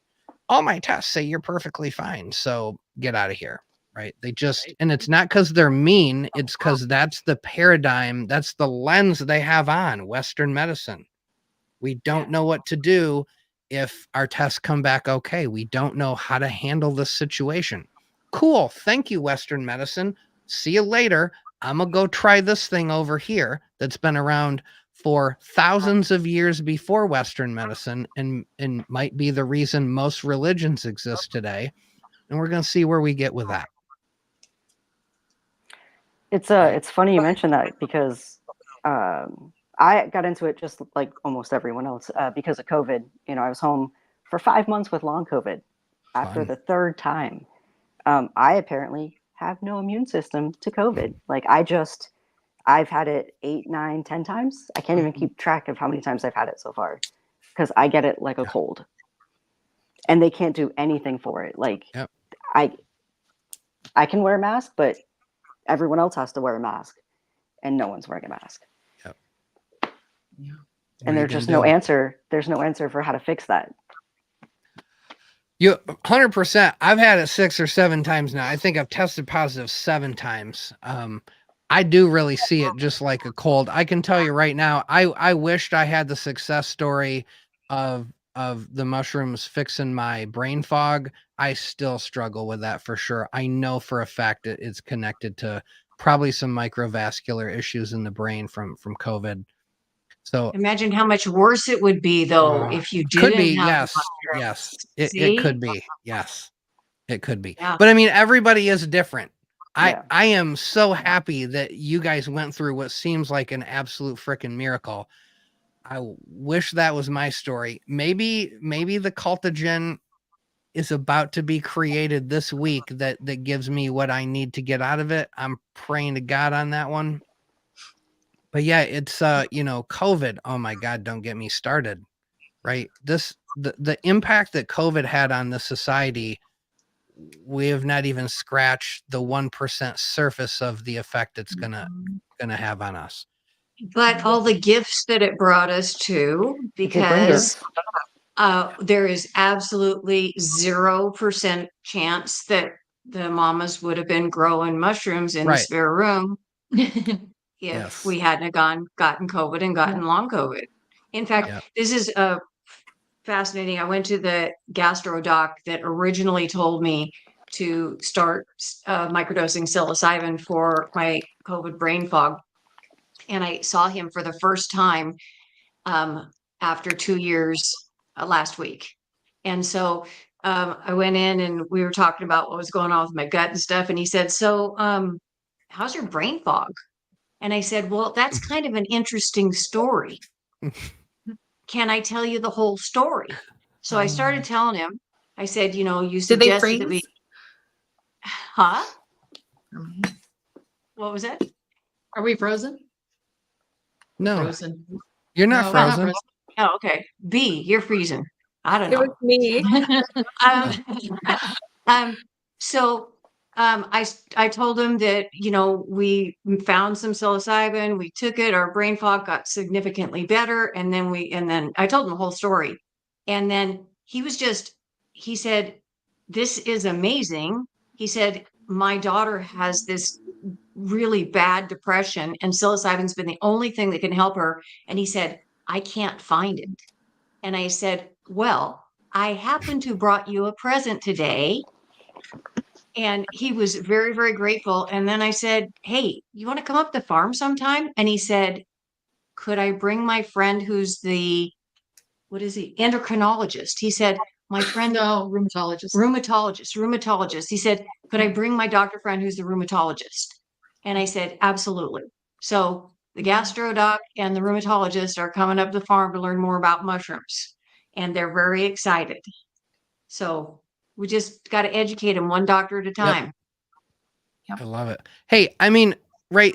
Most of them really do want to heal you, right? That's, they want to be rich, but they want to heal you too. That's their whole jam. They feel good when they're doing good, when they're helping people. And as for a doctor, it sucks when you can't. It's frustrating professionally. It's, and it's just not a cool situation. So you tell them that story and they're like, wait a minute, what? And this is driving with something that they're experiencing with their daughter. Oh, you think those are you're going to have I have 17, 20, 30, 50 doctors up there in the next 5 years. Just you watch. I Yes. forget the words. We're going to put them to work. It's about re-education because there's so much stigma around it, and changing people's minds and showing people that it can be for everyone. Like, this is such a diverse group of women that you have here right now. Yeah. And I know that if it wasn't for these magical little sentient beings, that I would not have ever met some of my dearest friends that I'm here with today. So they saved my life. I know that. And I know I'm not the only person that has that same story. So I wouldn't be here without them. And off of my Prozac. Right. Ooh, that's a good one to get off of for sure. Yes. It was horrible. I did it the wrong way. I don't recommend going to cold turkey. But I made it. I made it through eventually. And I have not ever been happier in my life. Yeah. And I can feel. I made my first winter in Washington without antidepressants. What? Yeah. I did it. But now, so this is a really fascinating aspect of all this that is worth mentioning. So the medicine is the medicine. The medicine is amazing. But then because there is this hidden little precious aspect right now, which is this is something that we can't go to the grocery store and get. It's not over the counter. Not only is it not over the counter, we have to grow it or we have to obtain it, right? In means that we would prefer not to have to. But because of that, we are forming connections with people. We are speaking honestly with people and telling our stories, and that is a special quality that exists right now that might be gone when it's fully legalized. Once Big Pharma then has their version of everything. This is a wonderful time right now, and I hope all of these leaders and these special people that are doing everything everyone is doing right now, I only wish the best for all of us, because I think we have the potential to change the fabric of how this all goes down. Yeah. That's why community is so important. Yeah. And this community is important. I had gotten involved right when also Oregon was about to legalize for therapeutic use. And I was like, oh, that's awesome. I'll do that. Right. And then I found out how much the license was going to cost to manufacture. And I was like, well, that's bullshit.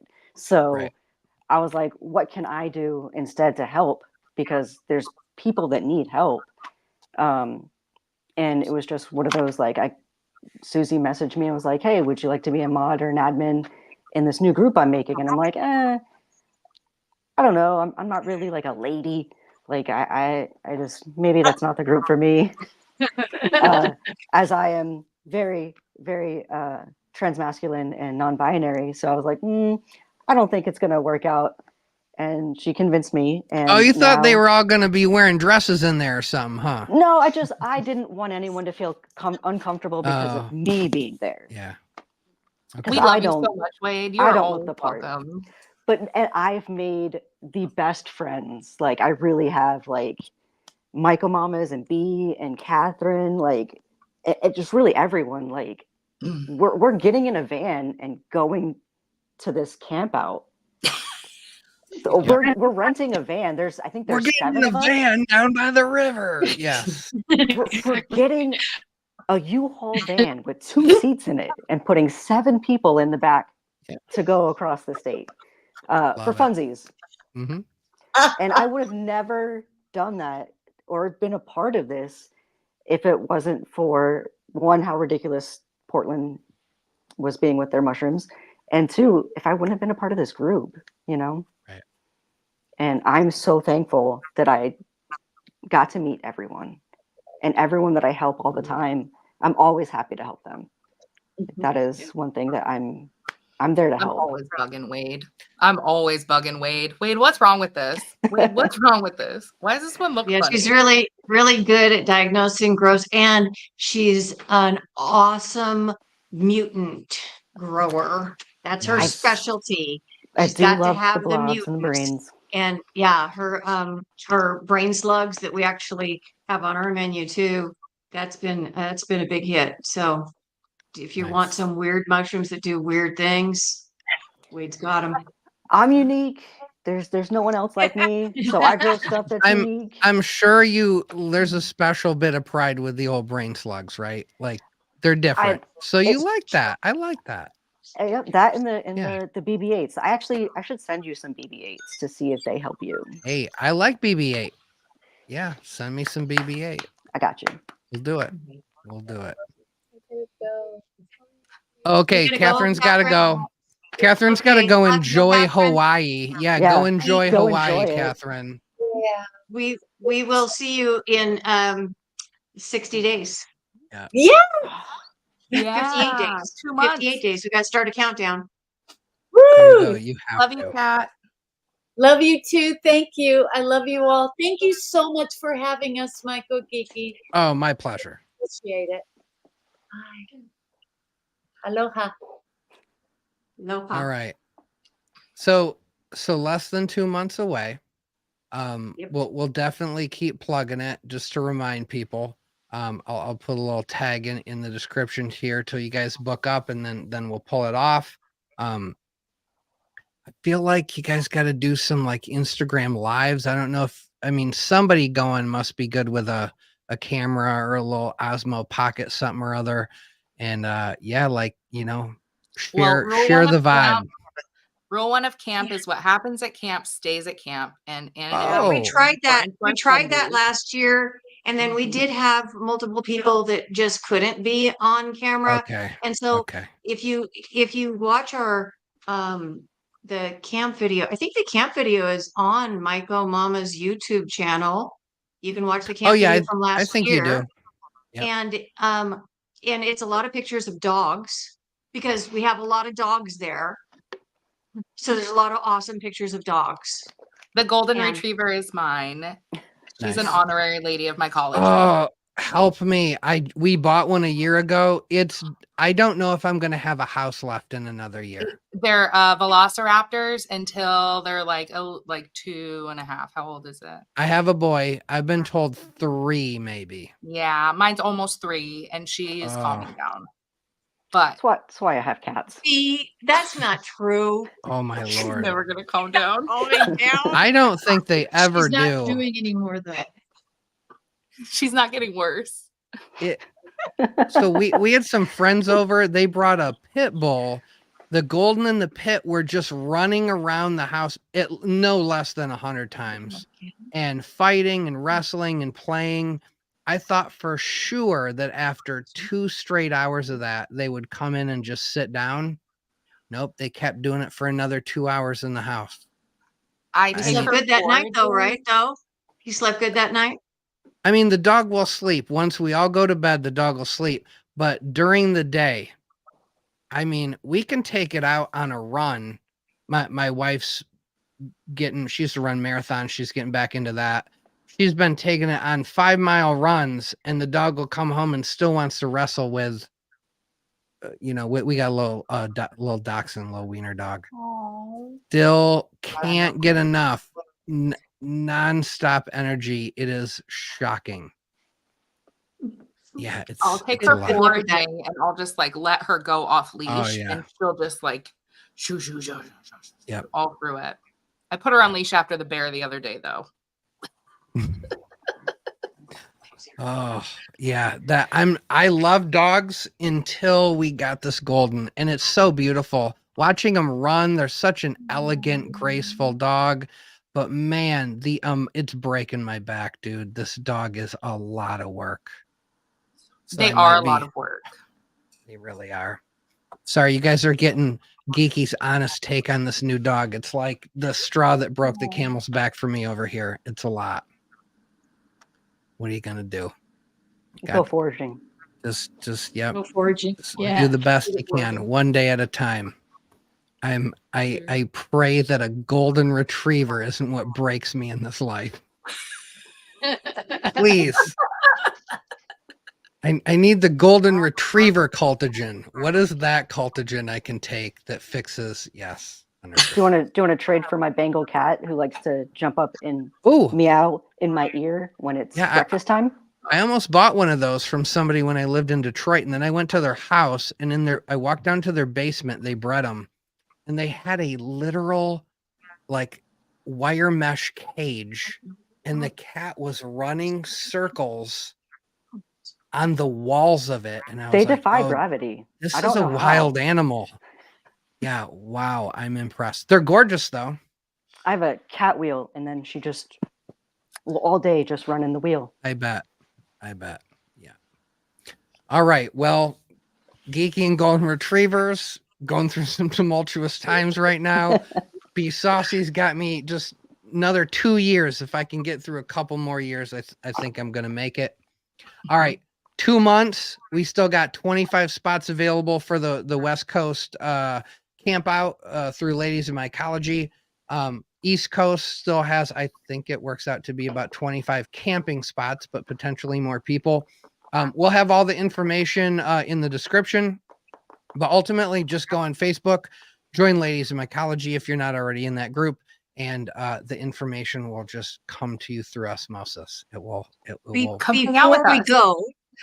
Before we go, do you want to talk about mushrooms? Oh, yeah. I keep doing this. Yes.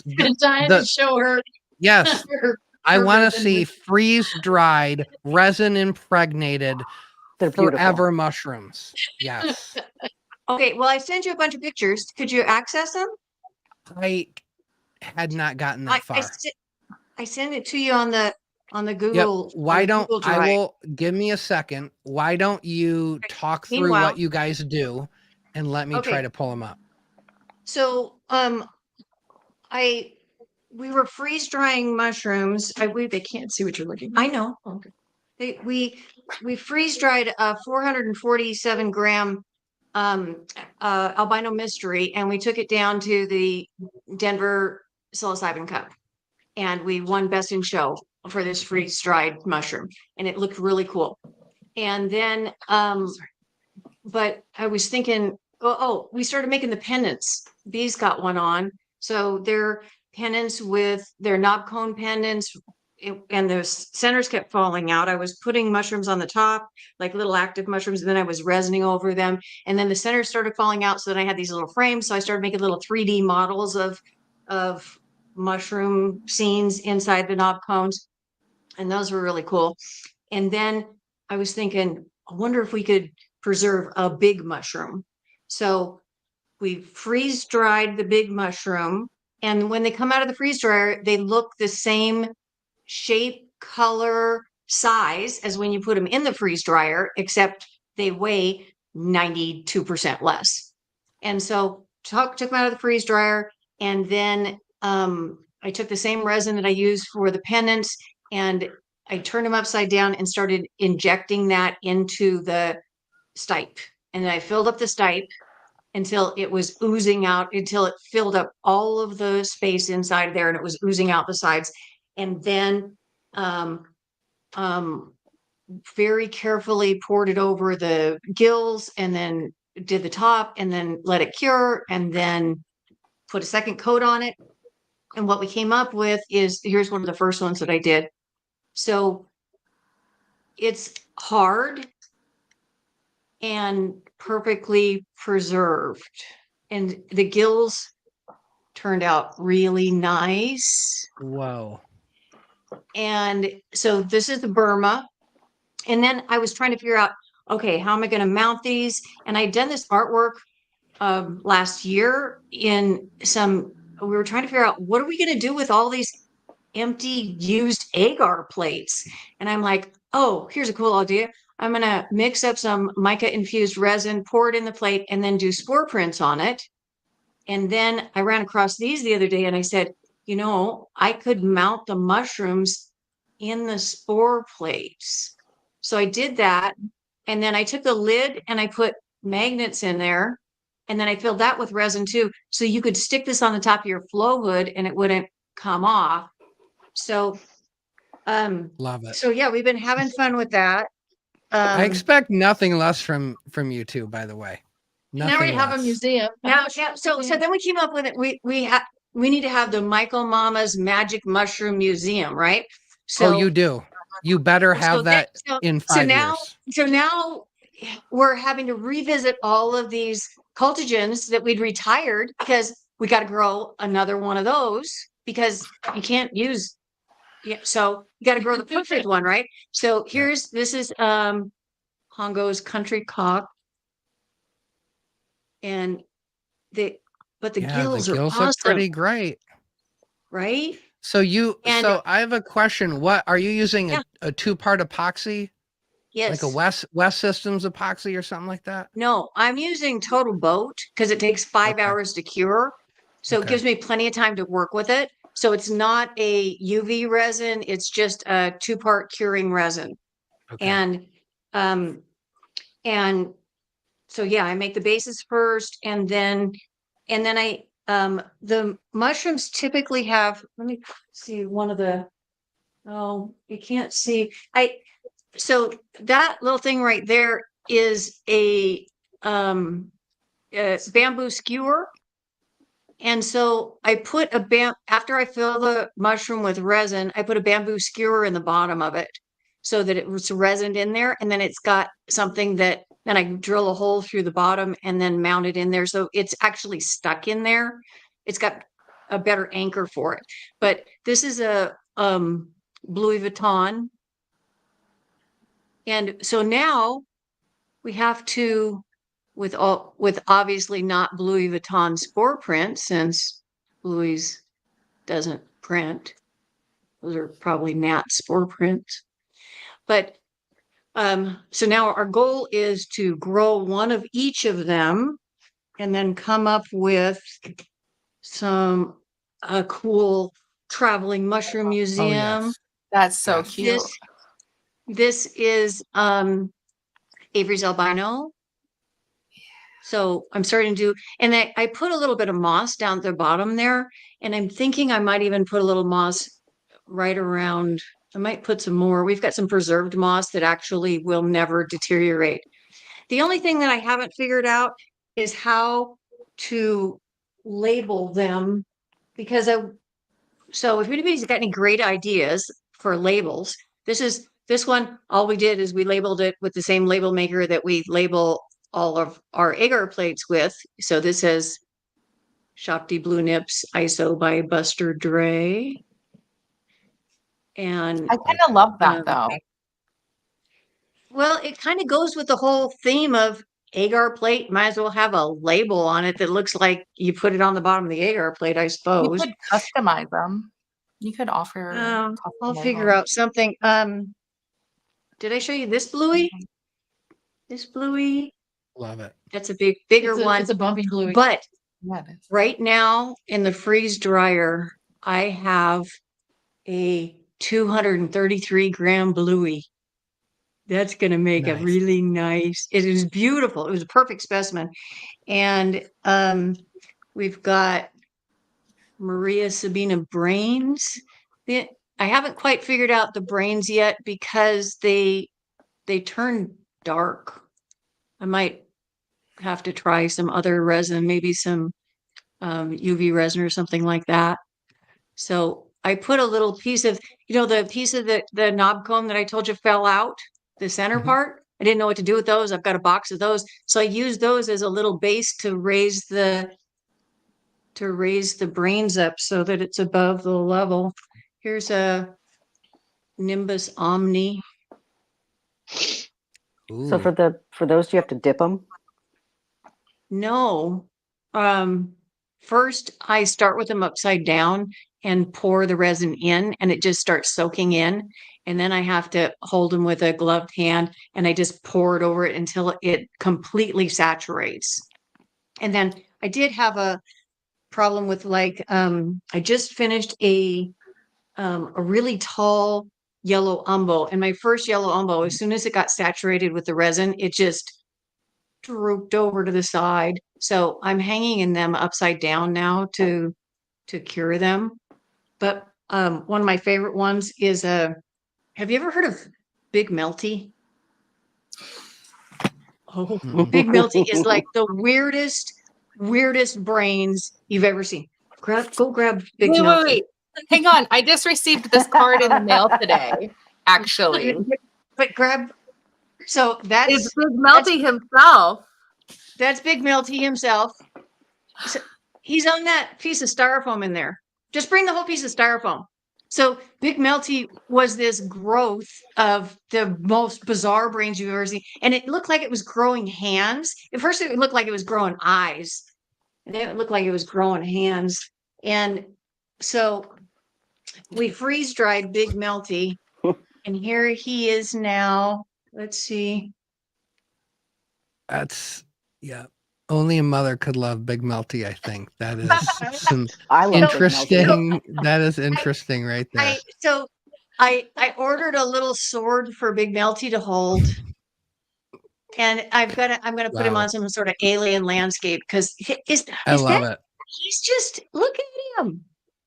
I mean, Beautiful, Big Melty beautiful. needs like some of those glue on googly eyes. And yes, I to thought hold about like that a too. number 11 long handled scalpel. I Yes. thought that might been well. He is he's holding a 12.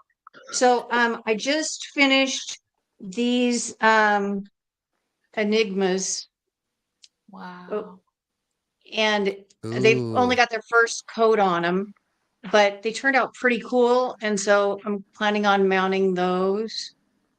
But and you're putting like something matte on the outside after you resin them. Oh yeah. So after we put their second coat of resin on them, they're shiny and they don't look real. They look like plastic. So then I bought some grab those three or 4 new ones that I'm working on. So we bought some matte finish polyurethane. And so we're spraying them with that. And that's how we end up coming up with the not shiny finish on them. But these gills on the back, first I pour the resin on there and then I have to take a paintbrush and very carefully because the gills are like paper. Right after there's one more. Here's one that's in process. This is PE times Ecuador. So the kind of cool part about this one is when it was freeze dried, it doesn't disrupt if you've got a spore drop. So these 2 mushrooms grew just like this. This one has a spore drop on it. And we were able to resin the spore drop right into the mushroom. So that's the PE times Ecuador. Oh, thank you. This is the yellow umbo. That's bigger than my head. Isn't that a nice yellow umbo? And we put a really pretty gold plate on it. And that was a job getting those gills perfect. But so it's hard. It weighs a lot now. It probably weighs a lot more than it did when it was fresh. Right. Here's another. Oh, have you seen the albino huatla yet? This is an albino huatla. It matches my hair. I might need to buy that one. This one. Look at this pretty one. Albino huatla. All right. So you're going to bring those to the camp to NAMA. Right? I'm going to bring yes, them to NAMA too. I'll bring them to the NAMA too. What we're doing right now. Oh, here's the last one. Here's another Avery's albino. So when people are foraging this year, our friends in the area that are going to go out and forage wild mushrooms, we're having them bring them to us so we can have not just the Magic Mushroom Museum, but we can have, some lobsters and some just whatever interesting stuff and mount those too. Yes. And then pretty soon, every single thing in my house is going to be covered with a little preserved mushroom. And so I've been doing a lot of videos on this and stuff too, because if somebody wants to learn how to do this, I am happy to share what it took me months to figure out. Right. The big thing is though, they have to be freeze dried. So not everybody's got a freeze dryer. You got to go down to Tractor Supply and cough up, go get a Tractor Supply credit card and get you one of those. We got to Stay Fresh instead of the Harvest Right, and we're really happy with it. Yeah, this is what I found out. So Harvest Right, the shelves in it are riveted. And wait, so before we go too far, Harvest Right, is that's a Tractor Supply brand? Exactly. Yeah, that's like Home Depot. That's where you would buy it at a big box store. The Stay Fresh, the one that we purchased, the shelves can be unscrewed and we can drop them down and we can get a big mushroom in there. So the people that have Harvest Rights, they can slice their mushrooms, but they've only got about 1.5 inches or 2 inches. So if you want to do a full size mushroom, you're not freeze drying it. You can't. Okay. So yeah, so we were really fortunate to be able to drop that shelf down and be able to preserve these bigger specimens. But yeah, I'm happy to share with, I'm hoping that they're stable long term. There's no way for moisture to get inside of them, and they're pretty much filled with resin. So I think you're good. I think they're going to be stable. Good. And so I've had people say, "Oh, well, I have the ability to freeze dry a mushroom and I want to send it to you and I want you to preserve it." And I'm like, there's no possible way it's going to make it here in one piece, because we took that 447 gram, the twister, down to, we mailed it to Denver. And so I put it in a styrofoam box, and I will answer that question. I've tried that. We skewered it, and then we put it in a styrofoam box, and then just with no packing or anything, we just mounted it with skewers, and it made it to Denver in pretty much one piece. And then when we were down there, we had to pin it together just a little tiny bit because one of the gills fell off. Okay. But then when we left Denver, we mailed it back home, and it didn't make the trip so well. So no, it's still sitting in the other room. I was gonna say, she still pulls it out. I still pull it out and show the people. Like, can we just let this go? Or no, we're not letting it go. But yeah. And so, oh my God, Dee. Oh my God. So that's the fun thing that we've been doing. I have so many. I have like all the Tupperware in the house in my art room right now. Well, I have your photos. I got your photos. Oh, there you go. They look even prettier in the photos. I was gonna say they look cool, showing me here, but these are some nice photos. And I love the little stand you got it on. This display stand is awesome. I have to imagine there are quite a few people who would love to have one of these as like a little showpiece in their lab. Well, and somebody asked me, they were like, okay, so the ones we're looking at now aren't completely finished, because you can see that the agar dish isn't totally filled up with resin, because I want it to go all the way to the top. And also you can see the stick. So I'm going to put a little bit of moss down there around the stick, and I'm going to fill them all the way with resin so they aren't just a dust collector. And yeah, so this one's nice. This one looks perfect. You got the little bit of moss. You got it's full. Yeah, this one looks good. Yeah, that is so. That Maria doesn't that look so cool? Weird. They worked so much. When I went to take the pictures and stuck them on the little lit up base, they look so cool on the little lit up base. I can see instead of hood ornaments, we're gonna have flow hood ornaments. Yeah. Right. All right. Somebody just said mushroom taxidermist. Taxidermist. Yeah. I love it. Yes. Yes. But so now I go in there, and now I'm looking for something totally different than when we're growing, right? I'm like, where's the perfect mushroom in this box? Okay, now we've got to very carefully harvest it, not bruise it, get it to the freeze dryer. Sometimes like that 233 gram bluey, it's been going for how many days? Sometimes it can take up to 4 days to freeze dry one of these bigger specimens to get. So I have to stagger the harvest because I don't want to harvest something like Oh, yesterday. yeah. Right. Yeah, yesterday we harvested the most beautiful what was that new cultigen that we just harvested? With the big blue gills. Come here, Kong. Come here, Kong. And I came up with this like 135 gram Come here, Kong that had perfect gills. It's in the dehydrator or the freeze dryer. And so anyway, back to somebody said, oh, are you going to be selling these? Well, there's a couple of things with that.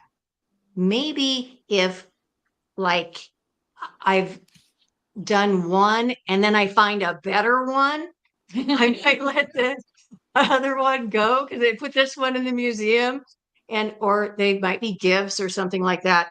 But they take, so first of all, I have to grow the perfect mushroom. Then I have to freeze dry the perfect mushroom. Then I have to try to perfectly preserve it without breaking it. Like this blue nips, you see that crack that's right down the center of it? Mm-hmm. I got it so full of resin, the cap fell off and the cap fell off onto an agar plate. But since the cap was off, I was able to kind of push the piece back into place and then wait till it cured and then glued it all back together. And it still turned out okay. But guess what? We're putting on grain again so that we can try to. Yeah. So now because now we got to grow another one because I want to give one to Buster Dre. I want to give him because he that's his cultigen. So yeah, maybe someday, but God, they'd probably be expensive because it just takes me so much time to get them just right. But if you're a grower and this is like your cultigen, wouldn't you want the perfect? Yeah. Anyway, so I want one. So somebody had asked about mycelium and resining mycelium. What was that question? It was just could you do that with a plate? Okay, so we couldn't. We tried dehydrating an agar plate. That did not work well. We have not tried putting an agar plate in the freeze dryer. Oh, yeah. I don't know. So if we had a really cool looking agar plate, we could put that in the freeze dryer and we could see what happened. Projects. Yep. The next project. So we need another project. Man, I also wonder if you purposely mix some really dense plates, like 30 grams of agar per liter or something like that, and then grew stuff out on it. I wonder if you could just pour the epoxy as is, let it cure in 5 hours. But you don't think, would it eat into the agar? No, because it's got moisture in it. So your agar's going to sit under the resin and it's going to rot. I mean, my thought was after it cured, you would like cut the agar off. Thought maybe you could somehow. What? I don't know. I see what you're saying. I mean. Oh, like get the imprint of it on there. Yeah, that's all I was thinking. Don't know. I think freeze drying it would be worth trying 100%. My concern with the freeze drying would be it's already so delicate. Wispy mycelium, you would lose the wispy mycelium immediately. It would have to be ropey. I don't know about that because like when I did the first yellow umbo, it's actually in the other room. Like I was saying, there is literally 30 containers with freeze-dried mushrooms in them, with desiccant in them, with grafting tape around the top, sitting on my workbench to getting ready to be resined. But one of the ones that I did had the veil intact. Oh. And when I took it out of the freeze dryer, the veil was exactly in the same position as it was when I put it in. So if it can preserve something. Did you resin it?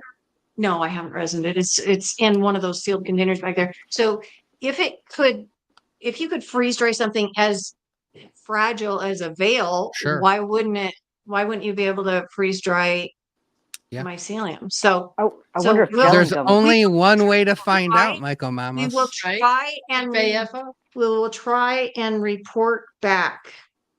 So anyway, that's the project I am making lots of time for, because I've just, you grow this perfect mushroom and then I hear you. Just put it in the dehydrator, and the poor thing just goes. It looks so sad afterwards, and it's so exciting when I find like this really, really cool mushroom, and I'm like, oh yeah, this one, we're saving this one. Yeah, man, I got friends who literally, even though they lose, their panache in a dehydrator, they just save them. I know people that have put them under like glass displays just because it was like a special fruit for them. God, now we got all the special medicine. So if you have a really spectacular journey with a particular type of mushroom, you get attached to that. Yeah. That mushroom, and it means something special to you. Oh yeah. Yeah. So well, you guys are gonna, you're gonna have to keep making those, but I hear you. It's a lot to it. It really lends itself to, once you buy a flow hood, you got to buy something else, right? What's the next logical thing? Buy a freeze dryer. A freeze dryer, right? Yeah. And you can do something like this flow hood. I can't make freeze dried Skittles with this flow hood. Right, you know what I mean, man. I hate this stupid thing on. I can teach you how to turn that off. Oh, thank you. Yes, it's straight. I had it happen a week or two ago with Tara Mycology too. All of a sudden, she had little fireworks going off. It's a Mac thing. Okay, I got you. Get that. Cool. Yeah. I think people, right? They're pretty useful. If you got a spare few grand sitting around and you want to do something with it, there you go. Buy a freeze dryer. Freeze all your fruit. They look amazing. Stick some resin up that stipe, and next thing you know, I watched her stick the resin up the stipe, and she just had this whole syringe and was just like, it was like gushing out. I did not expect that. I imagine because once the whole structure is maintained, and it's just a giant sponge for water, so if 92% of all that water weight's gone, you're just replacing it. Especially if it's like a very non-viscous, like when I do woodworking, I can buy these different viscosity CA glues, right? So, and I'll first do the wettest, the runniest, and that just sort of wets everything in the crack that the void I'm trying to fill. And then I do a medium, and it kind of gets a little bit further down there, and then I do the thick last. Yeah, man, I bet there's still room to play with, different products that might even seep in all the way down into that cap, and who knows. It starts dripping out the cap. So it does already. After we mix it up, it's really thin. You just can't wait an hour or two before you start squirting it in there. And I haven't quite figured out, like, I thought, well, what if you could just like make up enough and just dip them in there, and then maybe the air would just come out and it would displace it? That's not worked, because the cap falls off, and I tried to make up too much resin at once, and it will flash, and it will get really hot, and then cure really fast. And so I could only make up about 80 milliliters at a time. And I don't have a big enough container to dip one of these mushrooms in. The resin is expensive. It's over $100 a gallon. Yep. So, I'm going through a bit of resin here, but we're having fun. We're having fun. So, and they're going to be there, you can leave them to somebody in your will in another 40 years. And I told her that she's going to have to start on little mini figurines underneath the little mushroom villages in a bigger. You guys can get a licensing deal with Hallmark and make your own line of Hallmark ornaments for the Christmas tree. Magical kingdoms. I did talk to someone who knows a lot about attorneys in the law, and I said, well, I could sell these, right? Because they're no longer edible mushrooms. You couldn't test this for psilocybin. And she was like, well, it's illegal for you to possess that in the first place. So yeah. So we're thinking about this little if one of us went to jail for selling resin impregnated fruit, wouldn't that be ironic? Yes. It would be hilarious. Yeah. So we're thinking about a little 5-inch shelf all the way around the mushroom room with all the little mushrooms up there. And somebody else already said that we have to have special lighting. And special lighting. Yes. Yeah. We have a friend who's an electrician and a mushroom person, and he already said that he would sign up for the special lighting. There you go. Shout out to him tonight. Love yes, that. To our friend Adam. We love Adam. I know he's watching. Adam and Nicole. All right. Shout out to Adam and Nicole. We're ready for make it happen, Adam. I'm ready. Yes, I want to see that. I want to see that vignette by next holiday season. Well, thank you for letting us talk about our resin mushrooms. And if you want to see I do a lot of not time lapse. What's the other hyperlapse videos on putting them together on Instagram, on MycoMama's Instagram account. If you want to follow us there, you'll see the latest mushrooms and the latest artwork that we're doing and stuff like that. So yeah, check us out over there. So guys, tomorrow, this is Monday, April 29th, for another half hour anyway. And I will be going to bed here, but tomorrow I will get all the links in the description updated so we have access to all the stuff we've heard about tonight. Definitely shout out to Micah.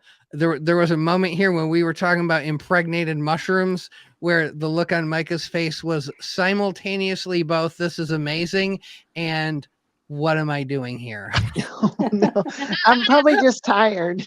I know. I'm teasing. It's late here. Yes, it's late. Anyway, thank you all for sticking it out here. Rule number 1 for me, I love people who truly love growing mushrooms, who truly believe in this medicine, more importantly than they believe in and love money. So I love truly enthusiastic people who truly, when they say they believe the medicine is sacred, I know they mean it because they're giving away fruit. They're helping people. They're teaching people how to grow it without concern for how can I capitalize on this more? How can I further my own advantage? So I love all you guys. I love everything you're all about. And you will always have a place here. I can tell you that. Well, it was a really fun time. Thank you to all the gals who, when I messaged them a couple hours ago and said, hey, you want to go have a MycoGeeky ladies party tonight? Said, sure. So yeah. Thank you for having us on. Thank you. Yes, you guys turned out in record time. I'm super impressed. This is right. They sent me notes. They were ready to go. You couldn't have coordinated this if you would have had a couple of months. So we just threw it all together. This is way better. Yes, this is way better. All right. Well, thank you so much. Vicky. We had a little MyCo party, and it was great. I hope everybody enjoyed it, and we'll talk to you guys soon. Thanks. Bye, guys. Thank you. Bye. All right, guys. We had a MyCo party. Ain't nothing but a MyCo party. Yes. All right. So you guys, if you're a woman in mycology and you're not in Ladies in Mycology Facebook group, what are you freaking waiting for? Go check it out. See what it's all about. Connect with some other like-minded women. If you're a guy like me, I guess you're just stuck joining my group or, there's some other good groups out there. Genetic House, MycoTreks. There's places for us to go. The downtrodden, the destitute men of mycology. It's okay. We'll make it one way or another. But anyway, more importantly, let's celebrate everybody who wants a place at the table, everybody who wants to be a part of the community, everybody who wants to grow mushrooms to better their lives, to help people out, to fix a problem in their life. You know, we heard a lot of great stories tonight. So this is really what it's all about for me, is giving people a chance to tell their story, a chance to, sorry, I'm reading my buddy Baron just said something totally stupid in the live chat. Sorry. No, it was definitely not a sausage fest tonight, dude. I don't know where you, okay. Yes, we had a good time. It's great. Man, if you guys are watching this show and you have not yet grown your first tub of mushrooms, I really encourage you to just go for it. Just what are you waiting for? Grow them. See what it's all about. Take a chance. I got a friend. We hang out quite a bit. He's always got a pocket full of mushrooms, kind of like Mama S, probably, always got a little pocket full of mushrooms. Some of us in this community always got a pocket full of something.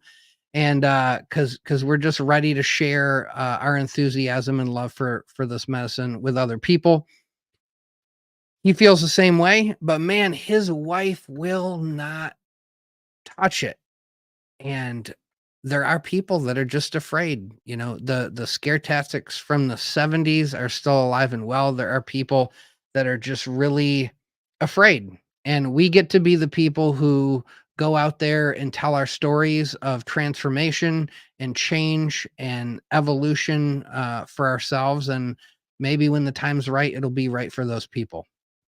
That's pretty much all we can do. We can't twist their arms. We can't beg. We can just be like, look, I don't know. If your life's perfect, fine. Don't try mushrooms. If it's not, and if you're struggling in certain ways, you might be surprised what this medicine can do for you. Anyway, so until next week, guys, go grow some mushrooms, have fun, connect with people, be a positive light in this community, encourage people, celebrate people, compliment people. Don't tear people down. Don't bully them. Don't bash them. I mean, man, we got one life to live. If all you're doing is sitting around and complaining and griping and telling everybody what they're doing wrong, I mean, there's so many better things you could be doing. So until next week, I hope you guys have a wonderful week. I hope you guys grow some mushrooms. I hope you guys maybe just one moment think about what I just said and be a part of making this community even better than what it already is.